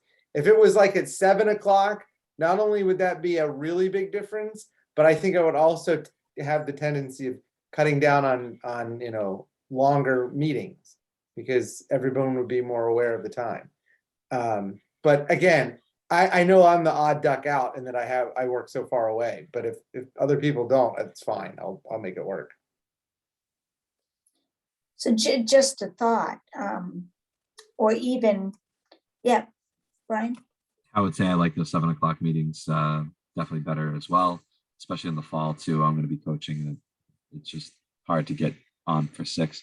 I get it for like special meetings if there's an executive session to go earlier. That way we can try to end executive session close to 7. So again, that the public knows that we're starting around 7 or at 7. So they're available for the public comment. I feel like that was kind of the main reason why we did that, but I would prefer 7. I honestly don't care. Whatever you guys want to do, I'm fine with. It doesn't make any difference to me either, but if it makes a difference, that's something we need to think about. Yes. One thing I was concerned about, teachers tend to be early risers. So I just want to be aware of the fact that if we move it to 7, it might impact them. So if it's between me shoveling in food, but accommodating the subject matter experts that we have, I'd rather do that. So Maybe- I don't know what they would say. Maybe we split the difference. Maybe we do the next one, because we don't have much more time to this year, but maybe we look at 6:30. That gives you a few minutes to breathe and it still allows for a little bit earlier time. I don't know. I guess my thought with the presentations too, I would assume that the superintendent would go back and forth with the presenters and have an idea whether they could make a 7 o'clock meeting or a 6 o'clock meeting, or if we have to get them bumped for the next meeting and so on. Well, did that help at all? Do we have an idea what we want to do? I think consistency that's my biggest thing. Is I think it's got to be consistent for the public too. I would agree with that because I looked at this agenda like 12 times to figure out what time I had to come and sit here. Of course, I know tonight was different because we had the retiree thing. Yeah. And that used to be in the days of in-person world, it used to be this very nice like cookie and punch celebration. And, people would come and they'd gather and we'd chit chat and it was very nice. And it was always a little bit earlier. And then our meeting took place at the conclusion of the reception. So I understand why this one was a little bit different. But I would agree that whatever we decide to do, we need to do it consistently. What I think I'm looking at, I could be wrong. I'm looking at a meeting prior to that August meeting to figure out format. So we can go over our protocols, make sure the protocols match. I'd like to look at our goals and did we meet our goals? I don't know if we have time to do that in our next meeting. I don't want to turn that into the last meeting in June though, because that last week, because I know I don't have time and Laura doesn't have time and we will chime in if we can. So I don't know, is that something that we should take a workshop kind of meeting to figure out? Or do you think we're okay where we are? We have general ideas and guidelines and we can plow forward and see what happens. What's the thoughts? Brian? My initial thought is I think we gave the superintendent some good ideas for future meetings. And then I think I think we should review the protocols probably in the fall we're not going to be all together for the end of June.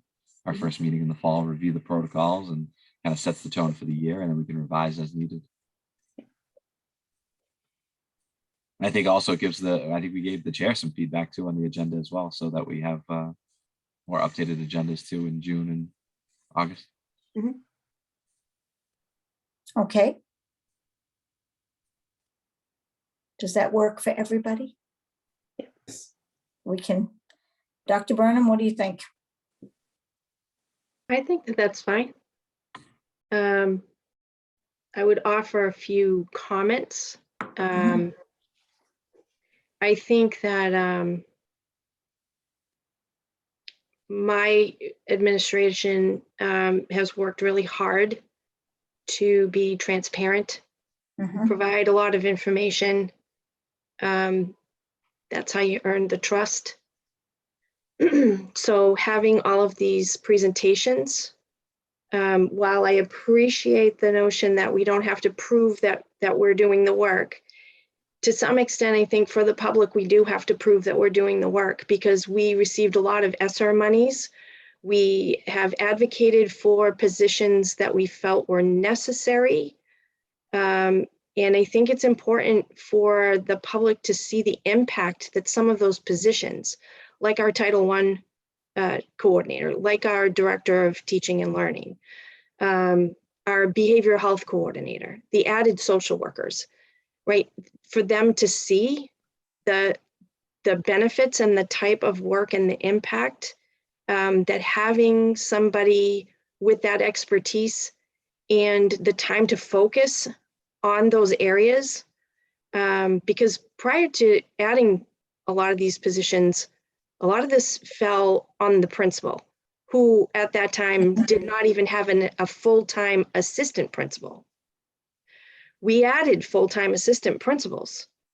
So I think from my perspective, our perspective, we continue to try to be transparent about the ways in which we're allocating the monies and the benefits and the work that's being done with those positions and those funds to benefit the students.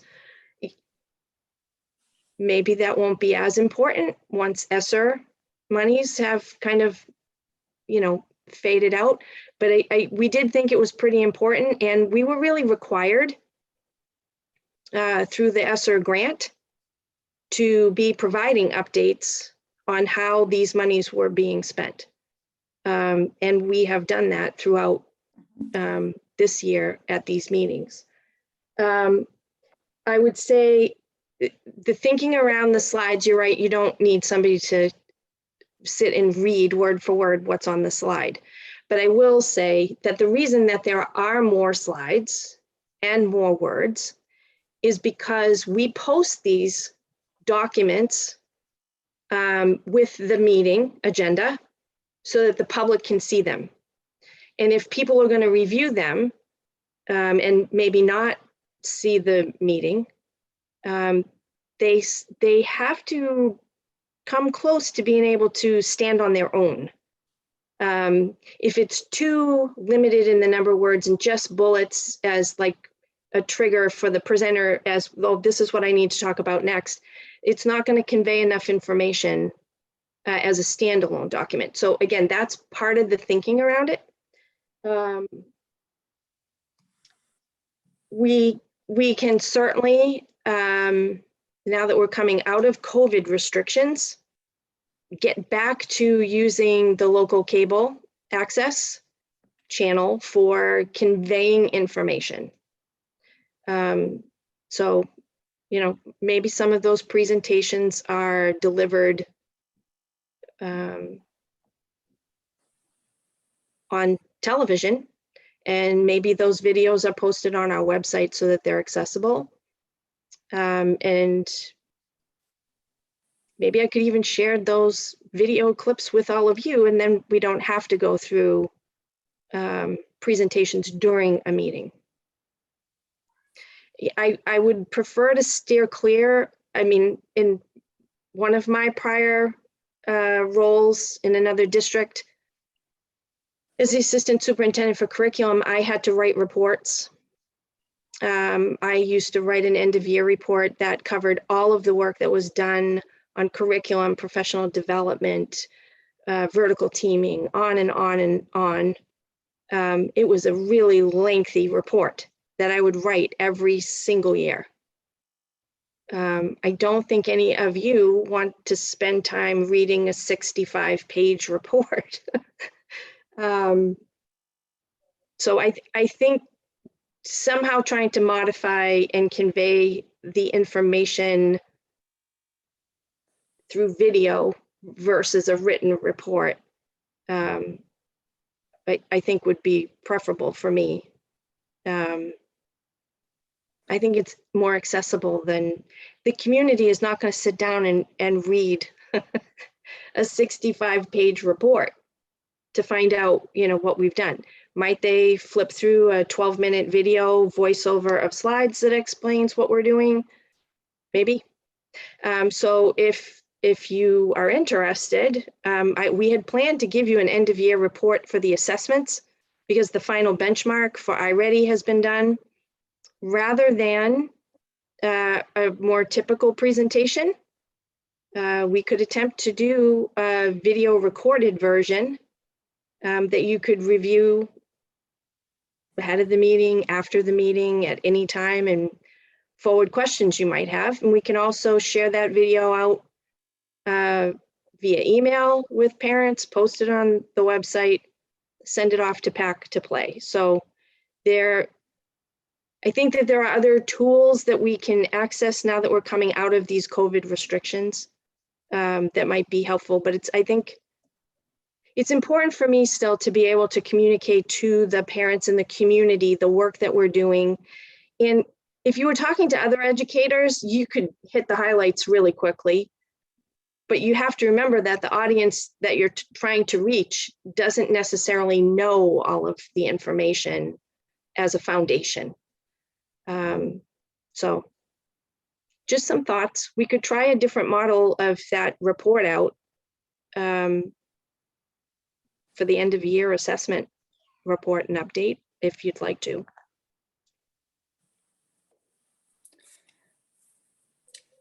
I think if it were like a 12-minute presentation, we'd be fine with that. It's they go on more than, we have like a 40-minute presentation, a 12-minute, video that you would like to post. We could have that happen live if it was just a shorter amount of time. But I mean, I'm willing to try most anything. Any thoughts from the committee? I think Dr. Burnham's point about the tension between transparency and over disclosure is exactly the thing that we have to balance. But I do think that, Carol, that you're right, that if it was 12 minutes, we can handle 12 minutes. I think one thing that Brian mentioned that might help mitigate this is that either adding special meetings for really big presentations, or simply not making sure that we don't schedule two big presentations at the same time. I think that like when we did the COVID one, we had like a big presentation after the COVID debate, and it was like, whoa, that was a lot. So, just and like I have no idea. Like Dr. Burnham's right. Like I don't know any of these terms. I write down like one acronym and one term every page of notes to go like read. Like you guys, like I have no idea what ESSER money. Like it took me forever to figure out what these things were. So like I also think that that's something that we should be mindful of. But I think we can compel or request or whatever.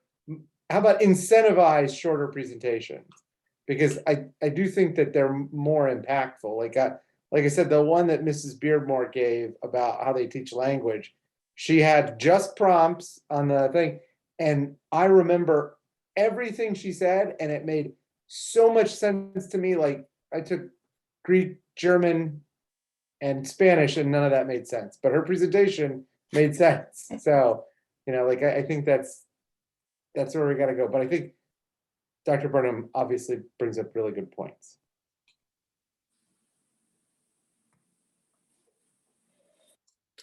Any other thoughts?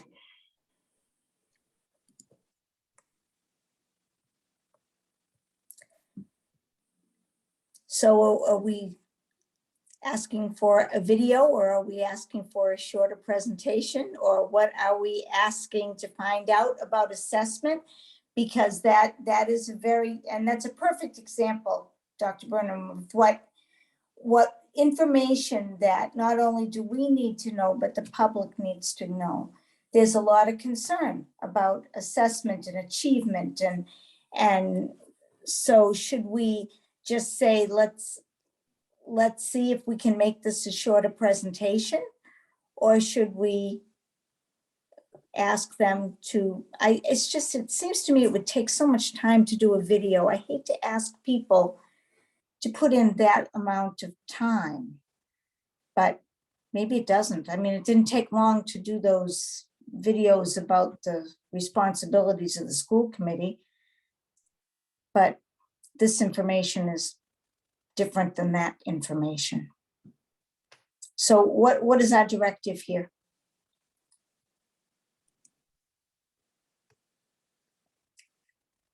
I don't really know the best answer, to be honest with you. I mean, yes, we can ask people to maybe minimize their time. And if they feel like they've got a worthy presentation that's going to take more time, then maybe we suggest, you know, a video may be more appropriate that we can broadcast. I think that's the only thing we can ask for right now. Well, that's a thought. You know, if we say to them, you know, like, try to limit presentations to 15 minutes. If you don't think you can do it in 15 minutes, notify Dr. Burnham. And then, you know, if we say to them, my fear is if we say to them, if it's more than 15 minutes, do a video, then they'll just make it 15 minutes because like no one wants to do the video. That might, I don't know how to do that. I guess just like saying, you know, try to limit it to 15 minutes and then see what happens. And then we do the workshop at the beginning of the fall to try to work on the agenda. And then we just try it a couple of times and see if it works. But I don't know. Here's another thought. Let's go backwards. How long do these meetings, should these meetings be? And then maybe we can look at the agenda and figure out how long it looks like it's going to be. And then we can shuffle things. How long do we think? What is unreasonable for a school committee meeting? Let's say we start at 7. Suppose we started at 7. Would we need to be done by 9:30? I think no one lasts that at that time of day. No one lasts much longer than 2 hours. I mean, you know, I'm on a couple of other boards and we just, you know, 2 hours at that time of day is really hard to go beyond. So, you know, 2 hours, I don't know, 2 hours seems fair to me. Looking at the amount of stuff we have to do, I would counter that. Yeah. To at least 2.5 hours. How about if we look at the next agenda and see if we can get it to about 2.5 hours and see what happens? Okay. Yeah, that works. We'll make a experiment. See what happens if everything we need to do can be accomplished. Now, I'm also going to point out, we've had the insecticide people and we're going to visit you in the next few meetings for like 6 months because the meetings have been too long and we haven't been able to get to them. So with that in mind, there's a lot of business that needs to be done. So, or we do 3 meetings a month. And we can make them shorter and get everything in. Brian? Yeah, so just to bounce a little bit off what Tony was saying about the timing, I think every presentation is going to be different. I wouldn't say limit to 15 minutes, but I think it's more of, I think the presenter should be reaching out to the superintendent or vice versa. Okay, how long is your presentation right now? Okay, maybe we got to cut it back and get the chair involved in that as well. Okay, maybe it is a video because it's gonna be too long, or can you cut it down to this many minutes? And I think similar with the guests about the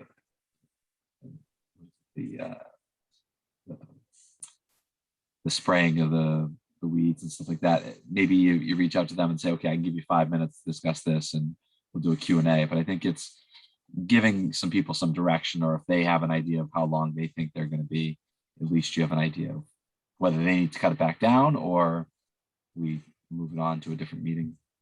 But I think the challenge is we do a lot of these presentations at the beginning, and then they go too long, and then we have this long list of other items where I think we can get creative with it, which we don't sometimes. I think we could table some items and say, okay, maybe we need to table this one for our next meeting because we're going late and we're going to adjourn earlier. Oh, that's a thought I never even would have thought of, doing that. So why don't we have to make some kind of decision. So why don't we do this for the next meeting? Why don't we aim at 2.5 hours? And I will sit with the superintendent and we will look at the agenda and see what we think. Now, what we think isn't always what happens. That's the other thing. And you can't control that. So for example, I had someone ask me what time public comment was going to be, second public comment tonight. I told them between 9 and 9:30. We're not there yet. It's 8:30. We still have a couple of things. Maybe I guessed right. Maybe I didn't. We'll find out. But it's not easy to guess how long something is going to take, you know? But I think in somebody's presentation, they know how long that's going to take.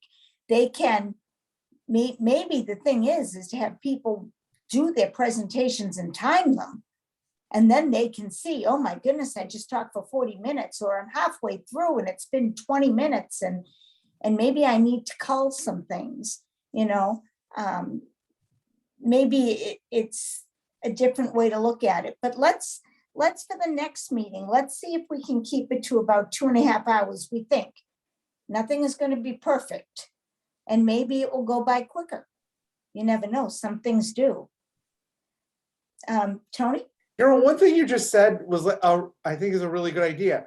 What if when we create the agenda, we say, this is how much time it's going to take? So like, we don't know how long the whole thing is going to take, but each individual presenter should have some general idea. And then when you get the agenda, when you and Dr. Burnham get the agenda, you can figure out if we need to table things or move things around. But I like your idea of doing it 2.5 hours and having it set up, you know, try to have the people know how long it's going to take. I think that would work really, really well. I will just counter with, have you been to a select board meeting? Oh, yeah. Because they have, this is going to happen at this time. This is going to happen at that time. Not. Sometimes they're an hour off. Yeah. No, and through no fault of their own. Yeah. It's not, I mean, because the best laid plans of mice and men, you know, sometimes things work and sometimes they don't. And sometimes there's a pitfall you don't see coming. And there you go, your timing's off and we have another 4-hour meeting. And I would just be cautious about listing times too, because sometimes you can't start things until that time actually occurs too. Right. You get stuck sitting there on your hands. Because people are showing up for that. Mrs. Kelly. I think we could honestly talk this around in circles for so much longer because there's so much. And it's just ironic because we're talking about shortening our meetings and we're talking about, and it's very long. So maybe we can brainstorm as the meetings go on and kind of come up with better ideas on what's working and what's not. Just because there is so many different ways we could change things, but honestly, we're not going to be able to do it until we see going forward. If we can minimize the time that people are presenting and maybe take some things into special meetings, but in fairness to the rest of the people on the meeting, we should probably just table it and move forward. I will second that motion. Is that a motion? So are we then for the next meeting going to attempt to time it and see how close we get? And just leave things as they are? and see if we can get like a 2.5-hour meeting. Did we decide to do that, or are we just gonna? Do we need a motion for that? It was just I a don't- discussion. I don't think we need a motion, but is that what we're saying we're gonna do? When we say we're gonna stop this discussion and move on? Yes. Yeah. Okay, all right. So we have a big job, Dr. Burnham, to get this figured out. We'll give it a try. Okay. All right, moving onward then. We have a student improvement plan, no, school improvement plan. Sorry, I got the acronym wrong this time, Tony. School improvement plan, progress notes. Each of the principals has provided progress notes on their school improvement plans. They're there for your review. They've been posted on the website. If you have any questions, they're available here at the meeting to answer them. Otherwise, we can just accept them and move on. Any comments on the school improvement plans? No comments. I have a comment. I was texting the person who wants to talk so that, as my timing, I think is going to be wrong.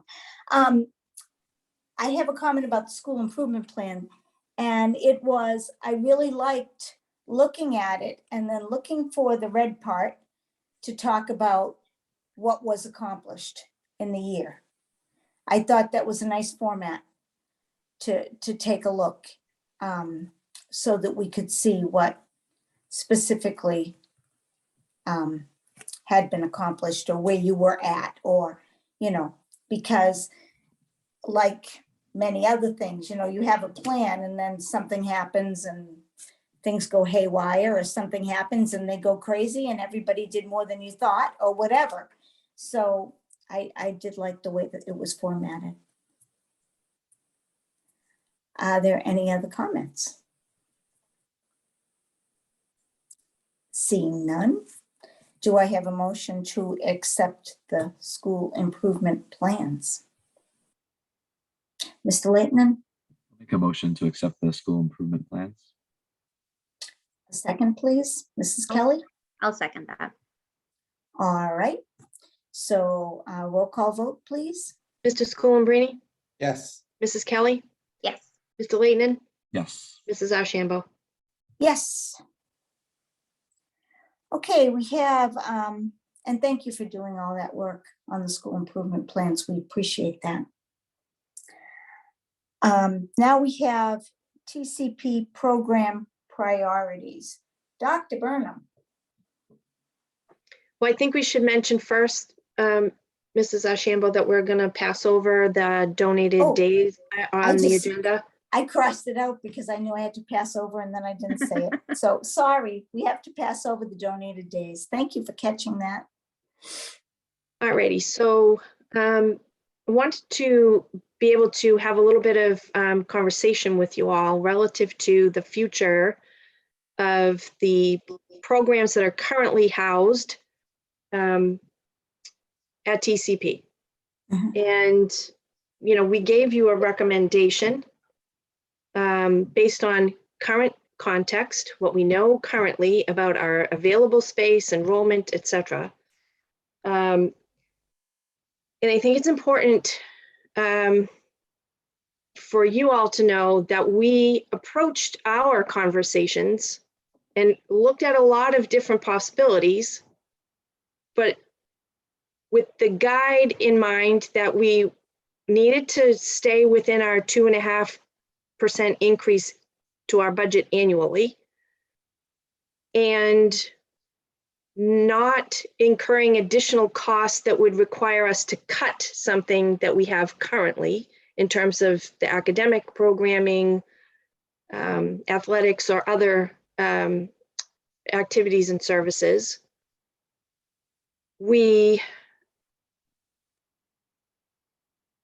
could make space available by collapsing classrooms, letting teachers go, and increasing class size in order to have a space for programs.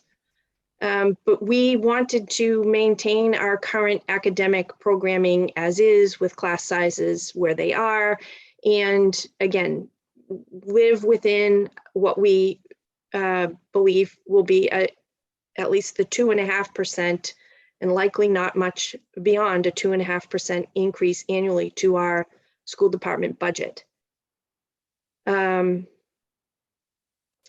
If you feel strongly that we have to at all costs look at maintaining all of the programs, finding space for them within, we'll have to go back and come up with recommendations based on your different priorities. I would say that, you know, the question was put to us, have we explored leases? Well, quite frankly, if we're going to explore leases and there is a space that fits the need, we're going to have to engage in a lease and move now. Because I can't say that this is a great spot, we can afford this lease now, but I may not need it until 3 or 4 years from now. That lease price might not be the same, the space may not be available. So if we're serious and the priority is to rehouse these programs elsewhere, and you're amenable to us exploring the option of leasing an existing property, renting or purchasing portable classrooms to be put somewhere on school property. We did actually have a conversation about purchase of a prefab home that we could drop on school property somewhere to house our ACE program, because those kiddos are supposed to be learning the skills to be self-sufficient and independent living as adults. But now you're talking about not only the purchase, but hookup of water, sewer, gas, electric, and added monthly costs for all of that as well. Again, the priorities for us were not to compromise or sacrifice any of the academic programming that we have going on during the school day. And with the vision that we would have to live within our 2.5% increase. That was our thinking. So this evening, Mrs. Gillette is here. She can share with you her perspectives on the 3 of the 4 programs that are in question here. It's the Early Learning Center, the Before and After School Extended Day and Summer Extended Day, and her grant program. And Mrs. Hanscom is here if you have questions around the ACE program. And Mr. Cassidy and I are here, you know, to answer any other additional questions that you might have. But it would be helpful to know, did we miss the mark with our priorities?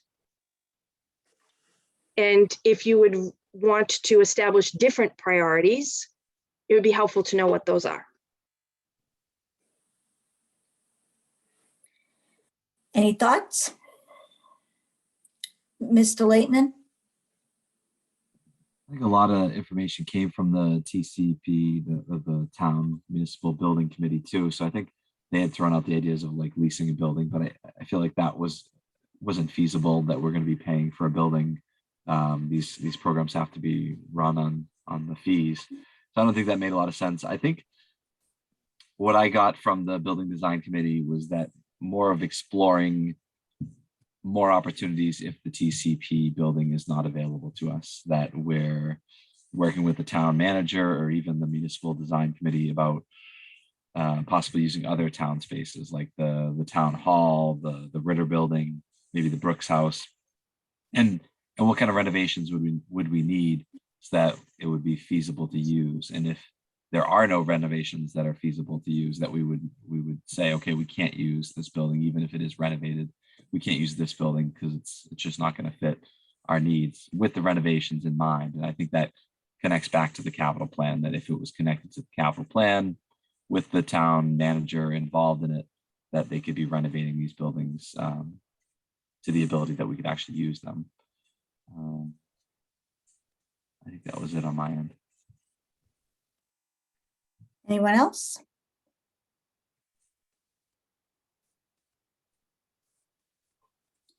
My thought is that you are absolutely not missing the mark, that we do not want to sacrifice academic programs for these other programs. We don't want larger classrooms because we have to house these other programs. That doesn't seem to be an option to me. So I think that would be correct. We also, maybe Patty can chime in on this, but we also know that there is difficulty taking extended day and pushing it back into the cafeterias. I don't know if you want to talk a little bit about that. Go ahead, Patty. So I know I was not in charge of extended day when they were there, but I've talked to my staff at length about this. They are extremely opposed to going back for several reasons.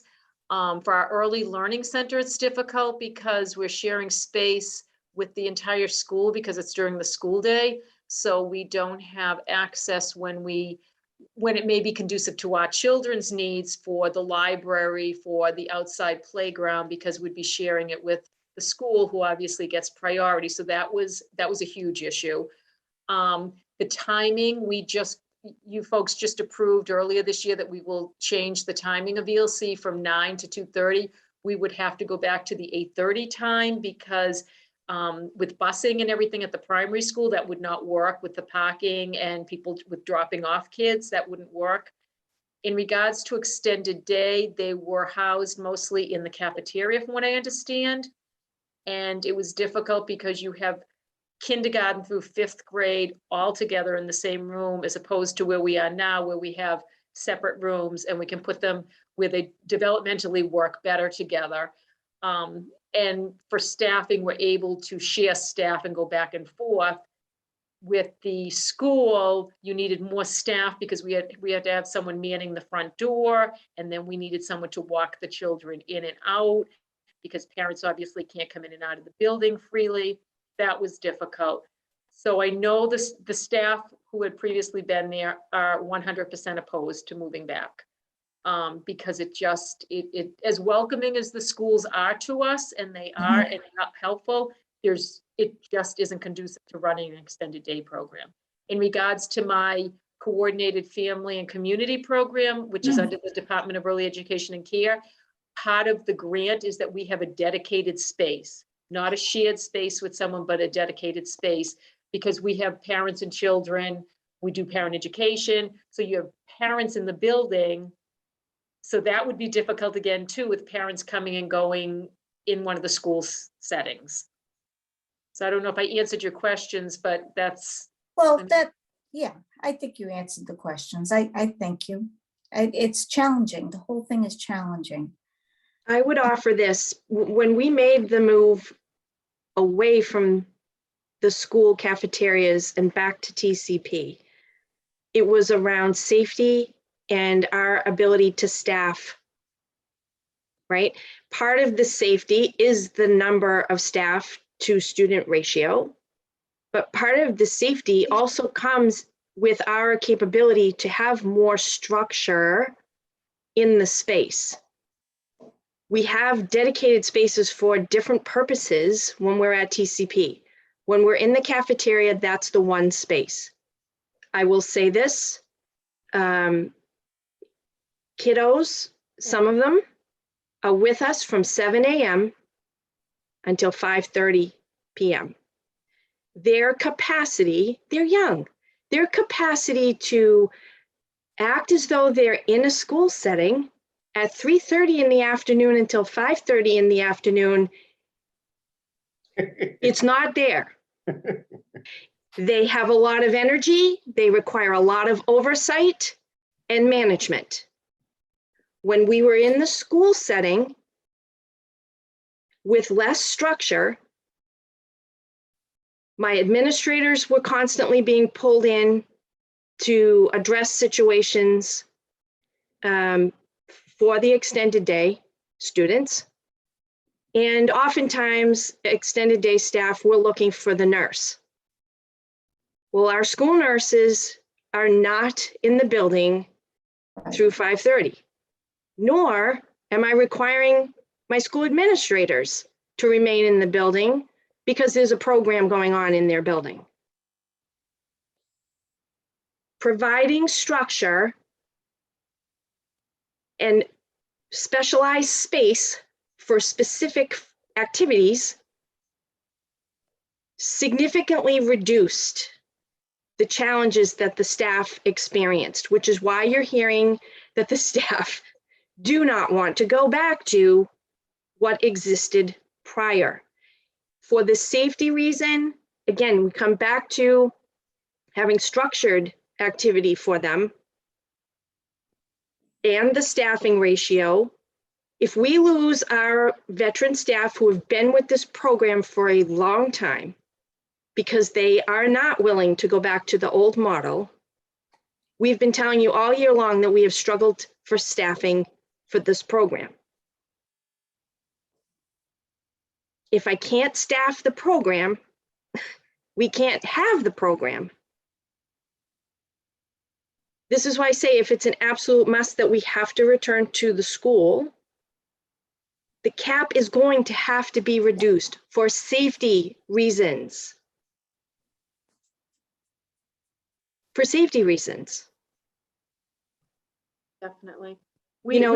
Not as the weapon of gloom and doom that I'll have no other choice and I'm, with a defeatist attitude. That's not it at all. We actually have really talked through what we need to run these programs the way they are either required to be run or that we know as professionals they need to be run.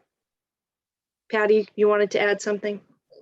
As Dr. Burnham said, because of the structure, we're able to have a TCP. We've seen this year's been, and I know the staff that was there before me, but also in my other programs, we've seen the behavioral issues, just like in the school,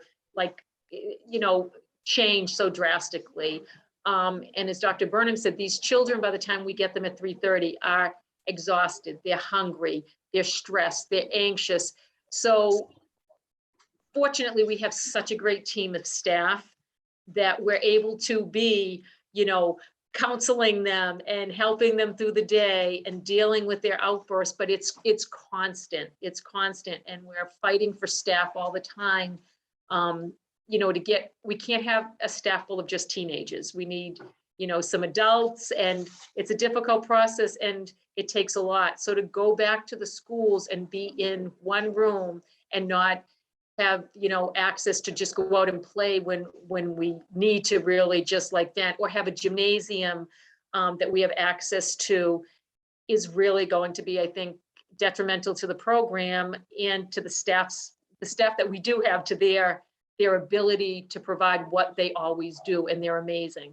I've never worked with a better set of, individuals who are so committed to making this a successful program. So I would offer this. We do have a gym in each of the schools. The reason that the program doesn't have access to the gym, especially during a season when you need to have access to the gym through the late fall into mid-spring because of weather, that's when we've got our youth basketball league going on. They have rented our gymnasiums for years. If we want to prioritize, okay, we're going to move the extended day program back to the schools, but we need to have access to the gym all year round, then that means we're no longer available for rental to the youth basketball, and we are also then losing revenue.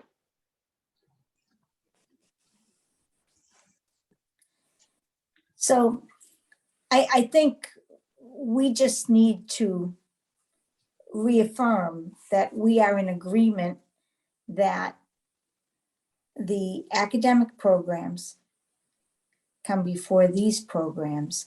These programs are important. And in the shuffle of municipal buildings, we hope there will be a space for these programs. If there isn't a space for these programs, then these programs change or are eliminated or become smaller, or it all depends on what we can come up with for space through municipal buildings. So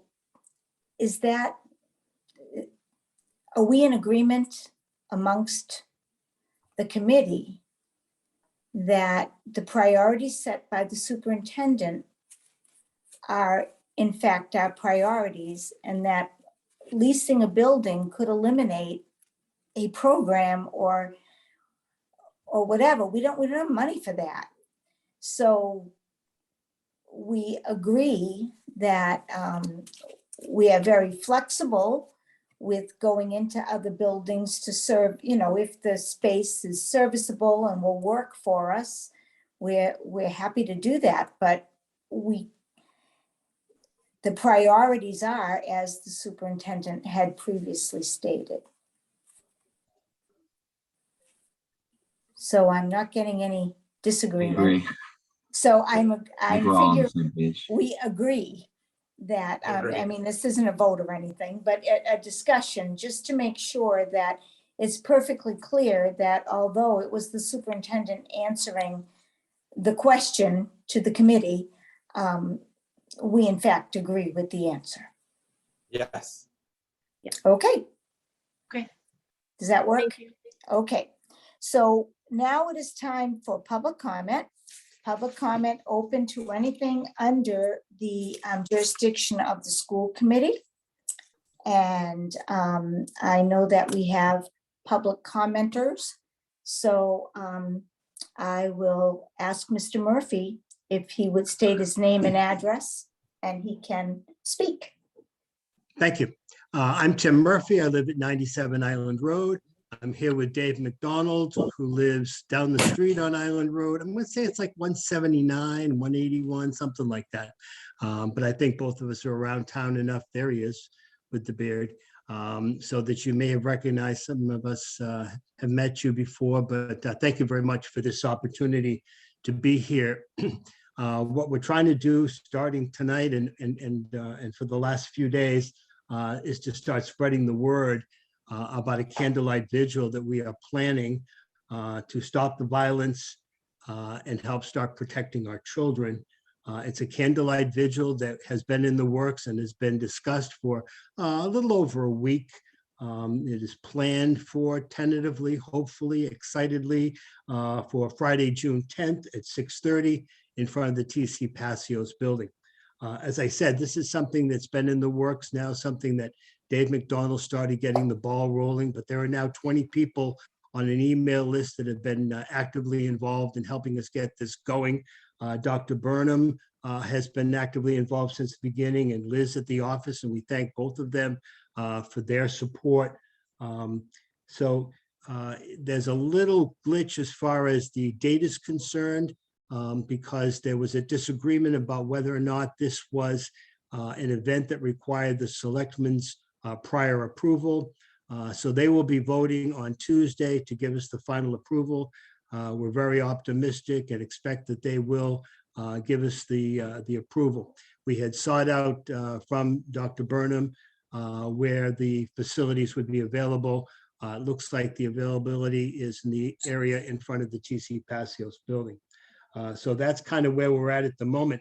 The candlelight vigil, and there's going to be a resolution associated with it. And that makes it a little unique from some of the other things where people stand up and make a lot of speeches. What we're hoping to do is to pass around a resolution that we're still in the works forming that will ask people to make a commitment to make a change. And that is going to take the form in many different ways. But we hope what it'll be is to talk about how we can take care of each other, how we can reach out to people who are in need, people who are suffering from mental illness, and things like that, to be supportive as a community but also as an opportunity to send a message to people in the greater community and in Lunenburg that we really want to stop the violence that's just plaguing our community at large. There are many local politicians that are involved. Most of the churches are all involved, but we don't want it to be a political event. We're not out here to talk about guns rights and the Second Amendment or anything like that. We don't want it to be a religious event, but these are groups of people that help us get things organized. It's really a time for the community to come together, express themselves, get a chance to make a resolution and think about what they can do as individuals. It had been planned to do this coming Friday in our mind, in Dave's mind, but that's just not jiving with graduation and everything else that's going on. So it got pushed back a week. And then the selectmen said, well, you really need to have a permit before you can actually go forward. So now that pushes us back as far as advertising is concerned. We fully expect that we're going to be able to go forward with the date and the time that are planned.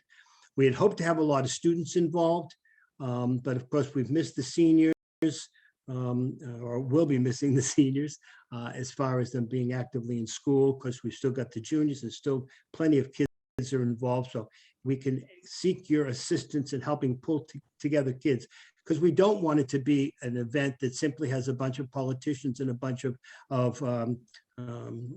religious leaders making speeches. We want this to be more community involved and more involved with kids and students, because for us and for Dave, I think, when the Rob's Elementary School thing hit, it was just another example of, oh my God, the children, but it's not just the children, but the children really kind of put an emphasis behind this event.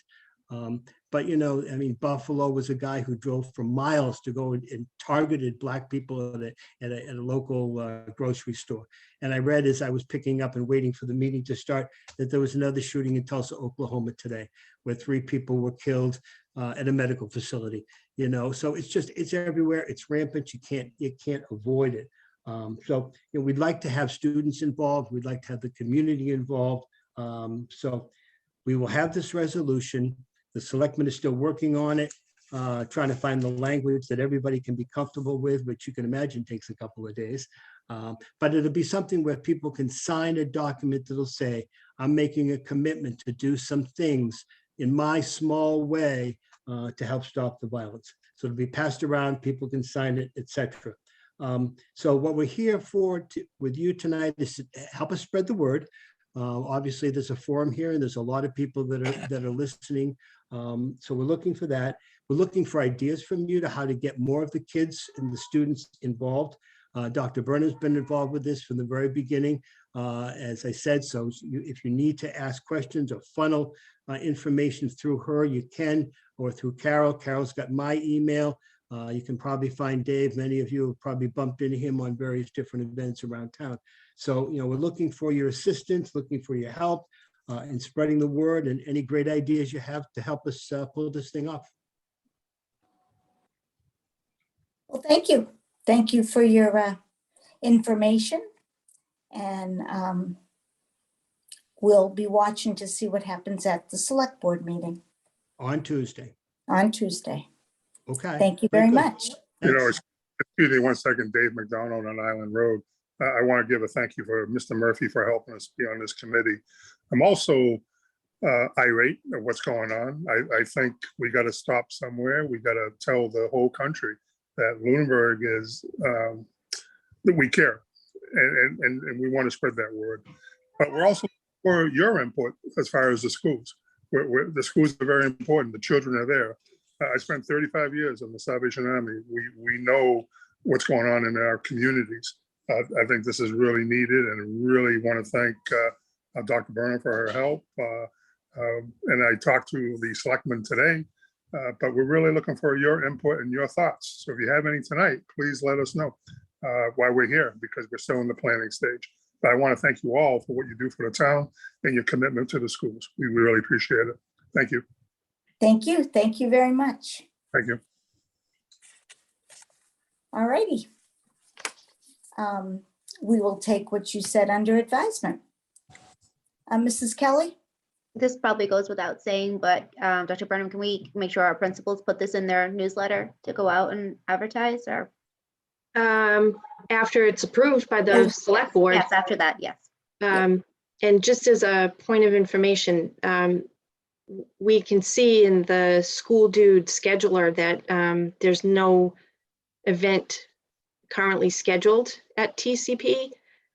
But I just need, just for clarity for anybody watching, TCP is not a school property.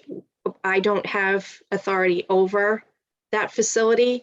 That is under town responsibility. So, but I just want to reiterate one more time, we do have sporting events scheduled on our campus on Friday, June 10th. So our spaces are not available. We understood that. Thank you. Okay, thank you. What time is it? Oh, I'm sorry, 6:30. Did we have the flyer up there? You at know, all? I sent Dr. Burnham has the flyer. I sent the flyer to Mrs. Archambault. I'm not one of those guys that's smart enough to be able to share screens and all that kind of good things. But if either of those women would share it with the rest of the committee, that would be helpful, I think. Or if you know how I to do can that. send it around. I That'd don't be have great. the capability of doing it here. But after you're all approved, then we'll figure out what to do. Okay, thanks, Carol. All right, Thanks. thank Any you. other questions from anybody? Excuse me? Any other questions from anybody? I don't have a question, but thank you so much for doing this. It's so important to have an event like this when there's such negativity in the world and kind of come together as a community. Thank you. Yeah, thank you very much. All righty. So we're going to move on our agenda unless there's any other public comments. I don't think there are. To committee reports. So we will rewrite this section for the next meeting, but I will follow this meeting because I'm like that. Athletic advisory. Be meeting Monday at 7 p.m. Finance Littlebrook committee. High School. Oh, okay, sorry. Sorry, in person, Littlebrook High School. Thank you. Finance committee did meet on the 19th of May. I was unable to see it because they had technical difficulties and it was not posted. So I checked in with the chair. The committee is working on opportunities to improve in the coming year and setting a summer schedule. Their next meeting is the 9th of June and it is a remote meeting. Next, the PTO, and I was not good at this, so I don't know, sorry. School councils. So the primary Primary did school, not meet. the elementary school. We did meet. We talked a lot about, this is actually really lovely to hear this. Mrs. Champagne told us about how the 5th graders went to the Woosocks, and our 5th graders got such great compliments from teachers on how great our kids were behaved and how respectful they were. There was a veteran teacher who said he had the privilege of sitting with our students. So I just wanted to shout out to our 5th graders for being so wonderful that people recognized how well behaved you guys are. I know the 4th grade is going to Beaverbrook. I'm not sure if that already happened. And the 3rd grade is heading to the Ecotarium tomorrow. Animal Adventures already came to the 3rd grade. Nature's Classroom has been booked for Grottenwood, which is the option for overnights and daily drop-off and pickup. The middle high school band did a performance for the grades to generate interest for the 4th and 5th graders for next year. There was a really great Memorial Day service, which I got to go to the other day, and all the 5th graders did a song, the 4th graders and the 3rd graders, and they were just awesome. They did so great. There's going to be a completion ceremony for the 5th grade on June 16th at 10, where kids are going to sing and read some essays, and parents will be invited. We talked a lot about different staffing changes and also an update to the homework policy, which I would need to clarify with Ms. Champagne what the exact final decision was with that. We're talking about keeping the no homework set to no official homework, but a reading night and a math night, and having the teachers perhaps give the responsibility to the students to have a folder going back and forth to parents, so parents can see what the students are doing and parents can sign off so they're aware of what the students are doing in each class. That's it. Hey, thank you. Thank you. The middle school? I do not believe the middle school met. All right, and Sophie isn't here, so I don't know about the other. Capital planning didn't meet, I'm guessing. Wellness advisory didn't meet. Paxel? Nope. Nope. Municipal Building Design Committee? We're meeting Monday at 6 p.m. on Zoom. Okay. Lifelong learning is Sophie, but I don't think they met. Policy Subcommittee? We haven't met. Workshop report? I have not done anything in that area. They had one. I didn't get to see it though. Yeah. And now topics for future discussion. We have engaging parents. We have the next meeting, the town manager is coming, I presume, to talk about Turkey Hill and, you know, where we are in the pipeline there and those kinds of questions. We still have the insecticide people we haven't gotten to yet. And Do we want to put those on the next meeting, Carol? we'll meet and we'll see if we think there's time. We'll give it a try. I wasn't too badly off this time. We went a little quicker than I thought, but then again, we passed over two things, so. And then my other question is, since I know that we want the facilities person involved in this, but should we figure out a way to move forward with the guidelines on the facility use, who calls who about what, that we were going to sit with the park department and we were going to come up with some directions or guidebook or handbook or something so that people know how to reserve things and when to expect somebody will get back to them. I know it's hard without anybody here, but what do you think? When should we jump into that? So my thought on it is that potentially the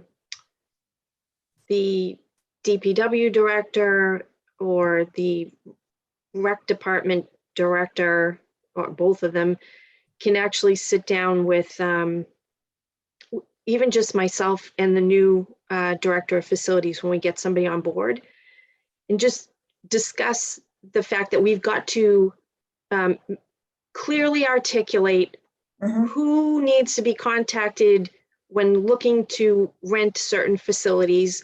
And I do think, you know, places like the library, you know, the gym at TCP, it's not a school building, that's under the town manager. So I think if we kind of have a quick meeting and send people off to do their homework, right, to kind of come together with, this is the protocol, these are the people, these are the spaces available. If you're looking to rent space, these are the people that you would contact. And kind of who's the, I guess, the chain of command, if you will, the chain of communication, something similar to what we've outlined for the process. You know, if you're not satisfied with your request has been considered, you want to appeal it, to whom do you appeal? So I think that it maybe makes sense for everybody to take a stab at trying to draft something before we bring, let's say, you, Carol, as the chair, you know, somebody chairing parks to come together. Again, maybe it's still the DPW director representing the town manager for town properties, but we can then kind of take a look and review, and if there are questions that come up or things that don't seem clear, we can fine tune them at that point. I do think that I do think that this document is, maybe we are looking to create more of a one-pager flow chart type of a thing that can be posted on the town website, can be posted on our website, so that people know what spaces are available and which entity they have to approach in order to submit a request to rent those facilities. But I think if the department heads can kind of work on articulating our own plans, then we can come together and bring, the appointed board members or elected board members to the table to review that, to see if it's what you all had in mind. Okay, that makes sense to me. And that can be done over the summer. I know that the DPW director has been named and has just started. Oh, good. And, we're going to keep fingers crossed. We're moving along a process to hire a facilities director. We're moving to the next level of interviews. Oh, good. So, we're going to cross fingers that we have a candidate that is a good fit for us and accepts the job. And hopefully we're looking at a July start. Great. Okay, anything else that anybody wants to put in future meetings? Just, I don't know if you had this down, but the review the protocol. Oh, yeah. Use protocol. Yeah, we have to do that. That form, that file is in our folder, but it might be good to throw it in a more recent folder. A more recent one. Yeah. Okay. Well, if there is nothing else. Okay, I guess there's nothing else. Then is there a motion? Yes. I'll make a motion to adjourn at 9:16 p.m. Okay. I will And- second that. I'll second. Alrighty. And we'll, yes. We do have an executive session. Oh, thank you. Good thing you're paying I attention. amend my motion. Amend your I'll motion. I'll make a motion to go into executive session and adjourn following executive session. I'll second that. All right, let's try that then. Mr. Schoolambrini, Yes. Mrs. Kelly, Yes. Mr. Leighton, Yes. and Mrs. Archambault. Yes.